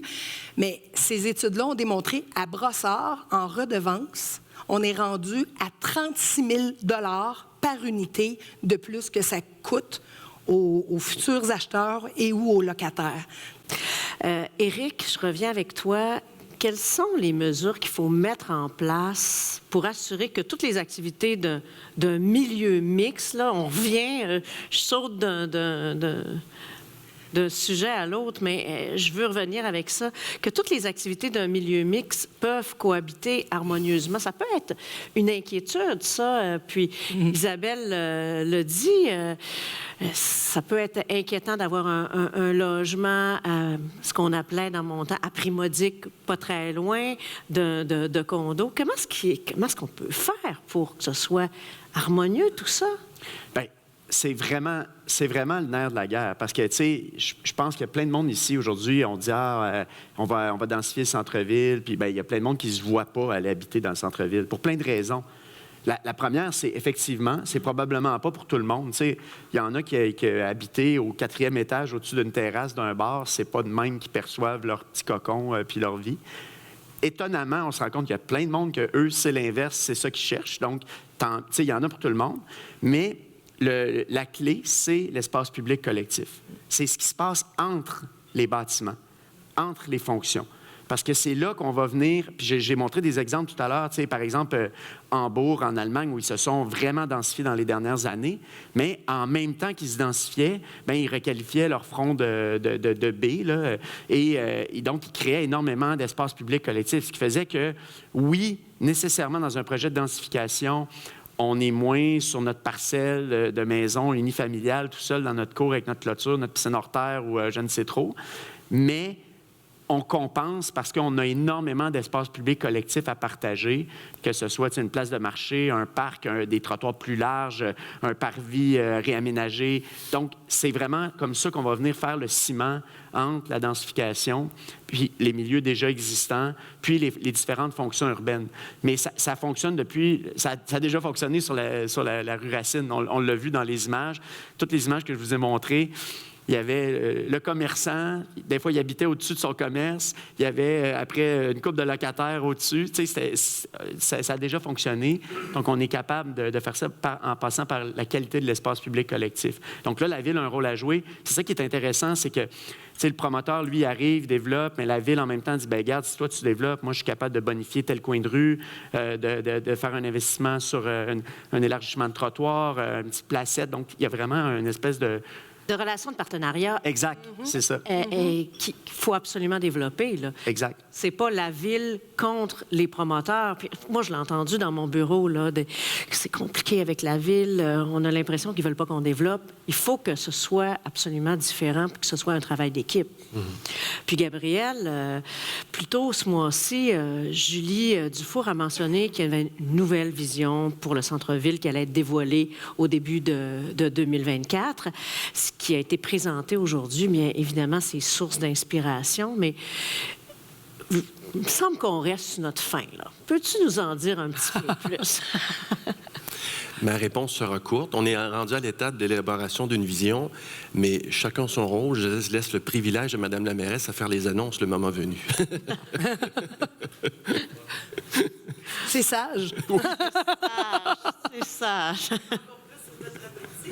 Oui, on reste encore plus sur notre appétit. On est rendu à la fin et j'aimerais qu'on prenne vous prenez chacun un temps pour nous dire quel message vous désirez laisser aux participants de ce rendez-vous économique ce matin. On va commencer par toi, Éric. Bien, je vais être obligé de me répéter. Honnêtement, peut-être des fois, il faut savoir se reculer de votre quotidien. Vous avez des difficultés au quotidien de faire avancer certains projets, mais honnêtement, le potentiel que vous avez, il est extraordinaire. Là, je vous le dis, en rendre jaloux plusieurs autres municipalités où j'interviens. Des fois, c'est pas si positif que ça tout le temps, là, mes conférences. Là, des fois, c'est comme, hey, OK, ça va être tough. Qu'est-ce qu'on peut faire? Mais vous avez vraiment tous les ingrédients déjà réunis. On dirait qu'il manque juste de la cohésion, une vision. Fait que, faites-vous entendre, participez à l'élaboration de cette vision-là pour votre centre-ville. Et vous êtes vraiment à minuit moins une. Fait que moi, je crois vraiment que vous avez vraiment un potentiel extraordinaire. Fait que c'est un peu un cri du cœur, mais je sens là, qu'il y a vraiment quelque chose d'extraordinaire qui peut se passer au centre-ville de Saguenay. Isabelle? Bien là, je vais citer votre président de la Chambre. Ensemble, je pense que c'est le mot que vous devriez retenir aujourd'hui. Ensemble, vous êtes capable des grandes choses. Je ne veux pas répéter ce qu'Éric vient de dire, mais c'est vrai. On a fait, moi, la tournée que j'ai faite, là, je suis restée... Wow, j'étais abasourdie. Vous avez un potentiel immense. Vous avez du cran. Je le répète, là, vous avez du chien au Saguenay, là. Bien, let's go. Faites-le. Allez-y avec le cœur. Mais ce qui est important, c'est de le faire ensemble. Tu viens de parler d'être partenaire avec la ville, là. C'est de s'unir tout le monde ensemble avec une vision claire. On a du chien, mais il ne faut pas mordre non plus. Ah, ben là, ben non. Hey, mais je rajoute quelque chose que je dis de plus en plus dans mes conférences. Une ville, ça se construit sur des dizaines, voire des centaines d'années. C'est quand même important parce que tu l'as dit, c'est dans le long terme, la ville. Moi, c'est ce qui fait que j'aime le design urbain, c'est que souvent, on peut se permettre vraiment de rêver parce qu'on pense à 20 ans, 25 ans. Puis, on a le droit de se tromper. Puis ça, on ne se le dit pas assez souvent. Ça se peut que le premier projet ne soit pas le projet parfait avec 100 %. Ça se peut que ce projet-là, il y ait 75 %, mais au prochain, on aura 80 %, puis on aura 90 %. C'est un laboratoire, la ville. Puis si vous pensez qu'il y a juste des beaux projets à Paris, à Rome, c'est pas vrai. Il y en a des affaires un peu bizarres qui se sont trompés, puis ils l'ont pas fait de bien du premier coup. N'ayez pas peur de vous tromper. Tu sais, osez avancer. Vaut mieux 75 % d'un projet que pas de projet pantoute. Gabriel? Bien, je remets mon chapeau d'urbaniste. Là, le président de la Chambre disait tout à l'heure, le statu quo n'est plus possible. Là. Ce qui distingue un urbaniste d'un géographe, entre autres, c'est la volonté de transformer. Hein? C'est poser une action pour qu'une situation jugée préférable apparaisse. T'sais. Et donc, je pense qu'on en est là. Puis la Ville a un rôle de facilitateur dans cette démarche-là, je pense, avec tous les partenaires naturellement municipaux. Là. On est, je pense, à une étape là, où tous les ingrédients sont réunis, une conjoncture qui est favorable. Alors, allons de l'avant. Merci beaucoup. Je vous garde, évidemment, pour la période de questions. Mais avant, j'invite notre mairesse. Elle est là. Hein? Faut lui donner la parole. Alors, Julie Dufour, viens nous rejoindre sur scène. Et nous t'accordons, évidemment, du temps pour peut-être répondre à certains rêves, je dirais, qu'on a pu s'inspirer ce matin.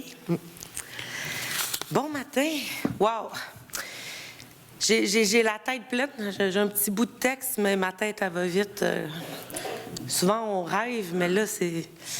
À une époque, on disait « ici, c'est possible ». Ce que j'entends ce matin, c'est « tout est possible ». Tout est possible. Et de se le faire dire aussi par des gens qui viennent de l'extérieur, en tout cas, ça me fait du bien. On a un port en eau profonde, un aéroport, une vivacité incroyable, l'espace pour construire. On est accueillant. Oui, on a du caractère, mais on est positionné de façon stratégique pour de la nouvelle économie, autant au niveau pour le Québec qu'à l'international. Promotion Saguenay, Priscilla, ma belle Claudia aussi, qui est là, toute leur belle équipe. Des gens qui travaillent extrêmement fort, qui s'adjoignent de professionnels qui souvent travaillent dans l'ombre. Peut-être qu'on les voit moins. Souvent, j'entends des questions. Et où la vision? Qu'est-ce qui se fait? On va où? On va aller très, très loin. Il y a des mots aujourd'hui que j'ai entendus qui m'ont fait sourire. Le statu quo n'est plus une option, mais ça implique qu'il faut changer. Et le changement, ça fait rêver, mais ça crée aussi, parfois, certaines petites angoisses. Des questions. Qu'est-ce qui va arriver? Je vais-tu perdre quelque chose? Je pense que à partir du moment où on initie un changement, où on initie un mouvement, bien, clairement que ça peut occasionner des questions qui sont légitimes puis que des fois, peut-être qu'on entend. C'est tellement compliqué de développer dans ce ville-là. Ça fait 10 ans, je l'entends. à certains égards, vous avez tout à fait raison, cher promoteur, qui est partie prenante de tout le développement de cette équipe. Est-ce que la ville est bonne? Je pense que oui. Est-ce qu'on peut devenir excellent? On va y tendre. Et est-ce qu'un jour, nous serons exceptionnels dans notre travail d'équipe? C'est mon objectif comme mairesse. Et je pense que je peux parler au nom de mes collègues à dire, est-ce qu'on peut enfin faire une équipe avec un développement qui est équilibré, cohérent pour une municipalité en pérennité, mais aussi faciliter les investissements du privé qui n'ont pas le temps d'attendre 6, 7, 8, 9, 10, 12 mois. Et d'ailleurs, Madame Isabelle, ça me fera plaisir d'appuyer vos demandes au gouvernement du Québec avec grand plaisir pour aider fiscalement. Et je vais essayer de ne pas être trop longue parce que je sais que vous avez des questions. Ce que j'entends surtout aussi dans le discours, c'est peut-être la vitesse. Je pense qu'on a tellement envie, on y a tellement cru, on a tellement été déçus souvent que ce que j'entends, oui, mais qu'est-ce qu'il va avoir? Oui, mais quand est-ce qu'on va le faire? Oui, mais je voudrais couper le ruban demain. Moi aussi, je voudrais couper les rubans demain, mais ça prend du temps.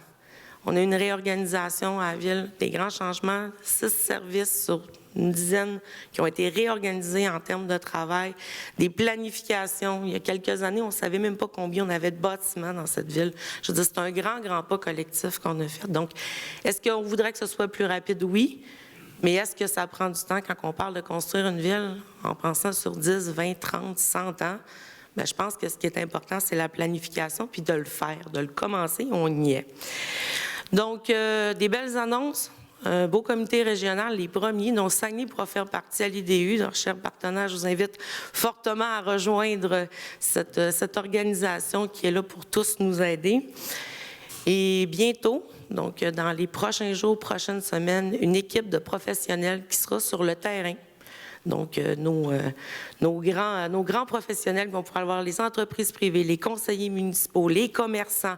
Est-ce que c'est vraiment vos besoins? Est-ce que les études qu'on a depuis 5 ans, c'est encore ça pour vous? Valider certaines hypothèses de vision, invalider, bonifier, et en début 2024, d'être capable d'avoir... Et M. Rioux fera partie, j'imagine, des annonces. Donc, d'avoir une vision qui est concertée autant au niveau du milieu municipal que des acteurs et du terrain. Je vais finir là-dessus. Hier, j'ai eu la chance de prendre un café avec M. Raoul Perron. Certains le connaissent, j'imagine. Une grande jeunesse de 102 ans, quand même. Oui. Sagesse dans tous les sens du mot. Et M. Perron, il me disait, pas facile, hein, Madame la mairesse. Il dit, j'ai jamais vu autant de monde pas satisfait. Puis il dit, c'est pire que ça.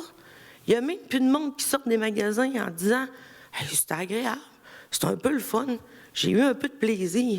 Je dis, Madame, M. Perron, c'est vrai. Avez-vous une idée, une petite piste de solution? Il dit, moi, je pense qu'on aurait intérêt à un petit peu plus se parler. Il n'y a rien qui fait le bonheur de tout le monde à 100 %. Mais il dit, c'est en négociant un petit peu. Qu'est-ce que tu veux? Puis moi, je veux ça. Puis là, il dit, c'est là. Il dit, c'est comme ça. Il dit que notre monde sont contents, puis qu'on fait une famille. Alors, cette grande famille de Saguenay, d'entrepreneurs, d'élus, de promoteurs, de grands professionnels de promotion Saguenay, je vous souhaite d'être une belle grande famille. Ce ne sera pas parfait, mais clairement que ça, on se parle un petit peu. On met tout notre petit bout. Ville de Saguenay, c'est le royaume. Le Saguenay-Lac-Saint-Jean, c'est le royaume. Ce sera l'endroit dans 20 ans où, quand on veut déménager au Canada, on dit, mais c'est au Saguenay-Lac-Saint-Jean où on va s'établir. Alors, merci d'être tous présents. Ce n'est que le début. Je vous laisse aller. Merci, Mme Rossignol. Merci. Et je vous rappelle qu'à la Chambre de commerce, nos valeurs, c'est l'engagement, le partenariat, sentiment d'appartenance. La raison d'être, c'est de vous aider à créer des conditions gagnantes, non seulement pour nos membres, mais pour toute notre communauté. Puis notre slogan, mais c'est pas un accident, hein? Réaliser ensemble. Puis aujourd'hui, je pense que vous le sentez, c'est un cri du cœur, un message de ralliement. Et je sais que je peux compter sur vous pour vous engager dans un projet porteur pour notre ville. On va être fiers de nous. Et évidemment, je lance un message aussi à nos élus municipaux, à nos élus provinciaux. Il faut qu'on travaille ensemble. Puis, on n'est pas jeunes, ni un ni l'autre, là. C'est pour nos jeunes qu'on le fait. Hein? On est jeunes de cœur, mais je veux dire, on a plus 20 ans. Hein? On le fait pour la pérennité. Alors, aujourd'hui, ce que j'ai retenu, c'est transparence, confiance, unité. Alors, ça, c'est important. Maintenant, à vous, vous avez des questions? Vous pouvez aller au micro et je vous demanderai de vous nommer et de faire des questions courtes, hein, pas des... Avec plaisir. Merci beaucoup. Pierre Forêt de Jonquière. Vous avez beaucoup parlé du centre-ville de Chicoutimi. Donc, on sait que depuis la fusion, il y a plusieurs arrondissements, donc plusieurs villes et même anciennes autres villes. Comment développer justement chacun de ces pôles-là pour que ce soit attractif et dynamique? C'est une excellente question. En fait, toutes les centralités sont importantes dans une ville. En plus, je veux dire, au Québec, en ce moment, il y a dizaines, quinzaine de villes qui sont issues de fusions municipales. Donc, on n'efface pas du jour au lendemain. Ces centralités-là naturelles vont toujours demeurer. Et il faut appliquer les mêmes ingrédients que je vous ai nommés, qu'on vienne à tous les types de centralités, même les cœurs de quartier. Souvent, ça ressemble à des cœurs de paroisse. Chacun de ces cœurs-là, tout ce qui ressemble à un pôle, à un centre, il faut y mettre de l'amour, il faut les réinvestir. Donc, les ingrédients que j'ai nommés sont aussi importants. Il faut les habiter, il faut que ça soit mix, il faut que ça soit vivant, intense.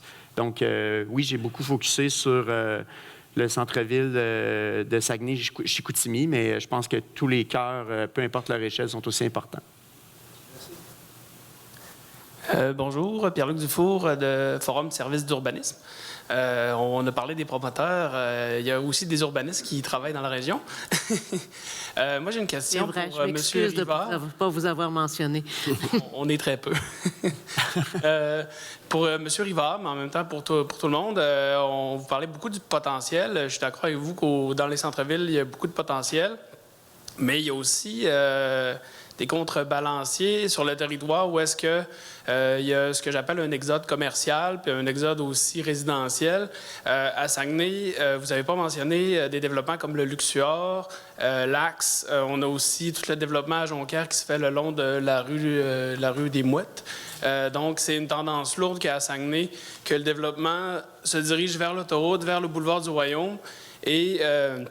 c'est un effet que moi, j'aime bien appeler l'effet trou de beigne, qu'on trouve même... Moi, je suis originaire de Saint-Félicien.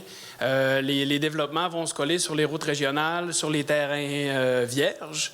Donc, on laisse nos centres-villes un peu délaissés, sans investissement, délabrés. Donc, personne ne va aller habiter là. Puis les investisseurs immobiliers, promoteurs, commerciaux, mais ils ne veulent pas mettre leur argent là. Ils vont aller dans des bâtiments neufs. Donc, je voudrais un peu vous entendre sur... comment on fait la balance entre ces deux types de développement-là pour justement garantir une vitalité dans nos centres-villes? Puis maintenant, à Saguenay, c'est un enjeu, mais en même temps, on va mettre nos billes à l'Axe, par exemple. Bien, je vais commencer à répondre, mais je suis certain que Gabriel Rio a des éléments de réponse aussi. Là. Après tout, c'est lui le docteur en urbanisme. Mais en réalité, c'est pas un enjeu qui est typiquement saguenéen. Là. Si vous avez suivi un peu l'actualité, dernièrement, il y a eu prise de bec assez intense à Victoriaville autour de la SAQ, là, qui est, à mon avis, probablement l'ingrédient, l'indicateur, c'est de trouver un indicateur de vitalité d'un centre-ville. Là, quand la SAQ quitte, ça va vraiment mal. Et on peut pas demander, le bureau de poste. Mais on peut pas demander à un propriétaire de commerce, de restaurant, de juste y croire, de juste avoir pignon sur la rue principale, puis d'espérer le retour des belles époques. Donc, effectivement, je pense que les promoteurs sont à la recherche d'achalandage, de visibilité. Fait que c'est beaucoup ça dans le milieu du commerce de détail qui va gérer un peu la game, là, en bon français. Donc, évidemment, si l'achalandage, c'est le bord d'autoroute, là, tout le monde veut aller vers le bord d'autoroute, au détriment de plein d'autres qualités qui sont perdues, parce qu'essentiellement, ce sont des commerces à l'automobile, souvent. Là, donc, on se déplace même d'un commerce à l'autre en automobile. Mais comment on est capable de contrebalancer ça? Donc, c'est en offrant un achalandage comparable dans nos cœurs. Donc, l'achalandage, ça, c'est du monde, là. Ça veut dire que s'il y a du monde à côté de ton commerce, puis qu'il y a du monde 24 heures sur 24 à côté de ton commerce, là, tu vas rétablir un équilibre parce que tu vas te rendre compte que c'est pas juste les 12 000 véhicules par jour qui passent devant le Tim Hortons qui sont tes clients potentiels, mais c'est aussi les 25 000 habitants qui habitent à 400 mètres de ton commerce qui sont des clients potentiels. Donc, c'est un rééquilibrage. Mais effectivement, là, ça, là, c'est un enjeu de toutes les villes. Et il y a des très petits villages en ce moment qui ont juste commis une gaffe d'un fois. Ça a été de dire « Ah, là, on va mettre le Tim Hortons sur le bord de l'autoroute. » Puis là, paf, le petit cœur de village qui avait 4, 5, 6 commerces s'est mis à se dévitaliser à vitesse grand V. Donc, ça ne prend pas grand-chose là, pour faire un peu le point de ballon. Là. Fait que je vous le dis, ayez votre SAQ à l'œil, là. C'est vraiment un indicateur. La SAQ est déjà sur l'axe. Oui, oui. Et si je peux faire du pouce un peu sur ce qu'Éric mentionne, à une échelle tout autre, il y a le centre-ville de Calgary qui a vécu vraiment quelque chose de désastreux parce que Calgary avait misé uniquement sur le bureau dans son centre-ville. Là, on s'entend, là, c'est des compagnies pétrolières, mais ce n'était que du bureau. La journée où le cours du pétrole a planté, le centre-ville s'est vidé. Là, il y avait 0 mixité d'usage. 0. Qu'est-ce que ça a fait? Là, c'est plus un trou de beigne. Là. Il n'y avait plus de beigne pantoute. Là.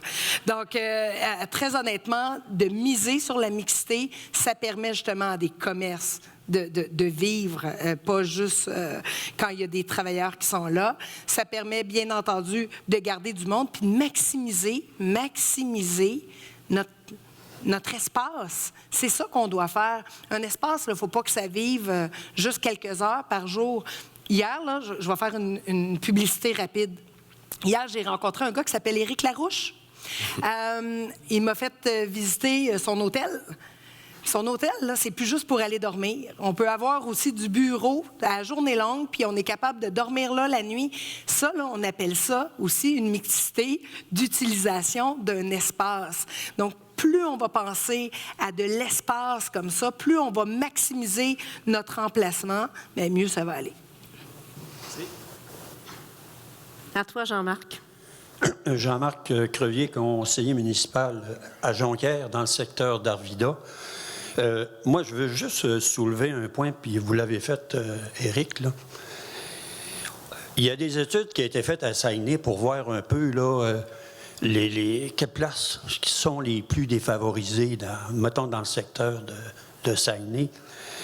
Puis moi, ce qui me frappe le plus aujourd'hui, là, puis on va vous donner un exemple de hier, parce que, tu sais, vous dites qu'il y a beaucoup de logements qui va se lever, puis il y en a qui est en train de se lever, de se bâtir. Puis les premières questions que j'ai de gens qui sont alentour de où ce que ça lève, quelle sorte d'appartement que ça va être là? J'espère que ça ne sera pas des HLM.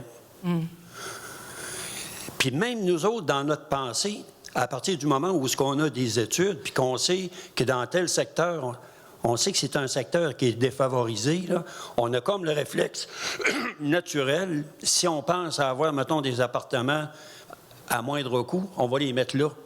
Mais les gens qui sont là, pas ça qu'ils veulent. C'est comme si on encourage le ghetto des places où ça va coûter le moins cher, le développement va se faire moins. À partir du moment où on est conscient de ça, comment qu'on peut faire, mettons, au niveau de ces secteurs-là, d'encourager les gens qui font du logement, d'arriver puis de risquer. C'est sûr que le risque est grand, là. C'est plus risqué d'arriver dans un secteur défavorisé, faire des condos, on dira pas de luxe, mais de familles moyennes. Ça, c'est au niveau de Saguenay, à l'heure actuelle. Moi, c'est ça qui me frappe le plus. Les questions que les gens nous posent. Bien, c'est une très bonne question. Mais encore une fois, regardez ce que vous avez. Tu sais, je vais te donner un exemple. Ubisoft. Bien, Ubisoft, ces gens-là, je pense que c'est des bons salaires. Puis ces gens-là sont des gens qui fréquentent le centre. Mais je ne suis pas sûr qu'ils y habitent. Mais est-ce qu'ils ont une offre de logement qui leur permettrait de l'habiter? Parce que, en tout cas, les autres places où il y a des Ubisoft au Québec, ils habitent très, très près de leur bureau. Ça, c'est une population, là, ces jeunes techies-là, là, de 30 ans, là, qui sont très, très, très disponibles pour habiter à 300-400 mètres, pas plus, de leur bureau. Vous leur mettez une brûlerie là, à mi-chemin là, et vous frappez pas mal un coup de circuit. Est-ce qu'il y a cette offre-là de logement en ce moment? Puis, par rapport au risque, bien, c'est que si tu n'as pas le Ubisoft, bien là, c'est très risqué, effectivement, d'investir dans un secteur dévitalisé. Tu dis, OK, on va construire des logements un petit peu plus haut de gamme, puis on va espérer qu'il y en ait quelques-uns. Mais là, ils sont déjà là, eux autres. Vous avez des finissants à l'université à chaque année, des milliers de finissants qui sortent avec des maîtrises, des doctorats, qui vont tous gagner dans la vie des bons salaires. Vous les retenez plus que jamais dans la région. Bien, je vous le dis, ce sont des gens qui ont des préjugés favorables à l'urbain. Donc, si vous leur offrez des logements de qualité, ils vont y aller. Et vous allez rapidement voir un effet de balancier se créer avec des gens qui ont des faibles revenus, des gens qui ont des plus forts revenus. C'est naturel. Puis, moi, j'ai une carte que je montre à mes étudiants en design urbain qui est... Là, je sais que vous n'êtes pas Toronto, là, mais c'est parce que Toronto, c'est extraordinaire ce qui s'est passé. Ils ont cartographié les revenus des ménages. En 1970, à Toronto, l'extrême pauvreté habitait au pied de la tour du CN. C'était vraiment, là, vous faisiez un rond là, autour de la tour du CN là, de 400-500 mètres, là, c'était de l'extrême pauvreté. Aujourd'hui, on n'est pas très loin, là, on est 40 ans parce que c'est l'image donc, que j'ai en tête date de 2010. C'est complètement l'inverse qui s'est passé. Donc, la périphérie, là, le beigne, là, la fameuse Rust Belt là, autour de Toronto, c'est là qu'en ce moment, les gens en arrachent le plus. Puis c'est vraiment, ça s'est vraiment revitalisé tellement au centre que là, c'est de la richesse au centre. Les gens qui habitent au centre, là, à Toronto, ils n'ont pas d'auto, ils ont des bons emplois, ils sont tout le temps rendus à brûlerie. Puis, pendant ce temps-là, en périphérie de Toronto, on a des gens qui ont 2-3 voitures par ménage, qui passent 2, 3, 4 heures dans le trafic par jour. Donc, il y a un appauvrissement. Donc là, évidemment, vous n'êtes pas Toronto, mais ce que je veux dire, c'est que si une grande ville comme celle-là peut complètement inverser son profil socio-démographique en 40 ans, je ne vois pas pourquoi vous, avec déjà des employeurs de choix ici dans la ville qui sont déjà là, d'autres employeurs qui font continuer à faire des annonces, vous ne pourriez pas inverser cette courbe-là aussi. Il est 9h58. On s'est dit on est parti pour 2-3 heures. À 10 heures. Puis je pense à mes amis journalistes qui vont faire des entrevues avec vous après. Alors, on va prendre une dernière question. Mais si vous voulez, par la suite, vous disponibiliser pour répondre aux questions peut-être plus personnelles, bien, ce serait parfait. Alors, une dernière question, monsieur. Stéphane Forget, la question pour monsieur Rivard. Dans les comparables que vous nous avez montrés aujourd'hui, on voit beaucoup de rues, de zones piétonnières. Quelle importance doit avoir ces zones piétonnières-là dans un centre-ville comme celui de Saguenay? Puis ces zones piétonnières-là doivent être permanentes ou temporaires? Toutes ces réponses.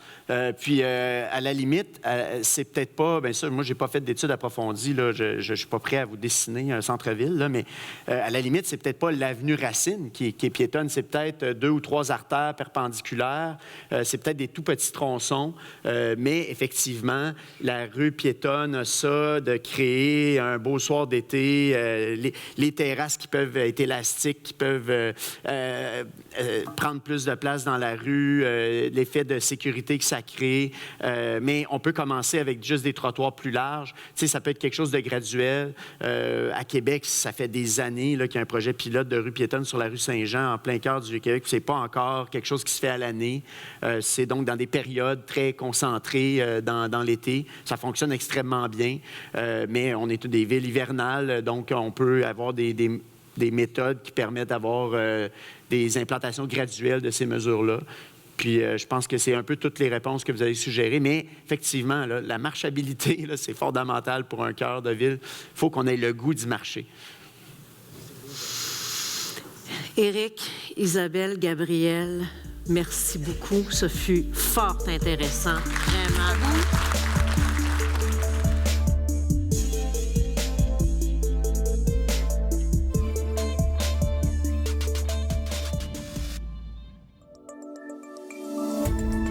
Cette émission d'Accès est appuyée par Cogeco et est rendue possible grâce à la collaboration de la communauté avec Nous TV.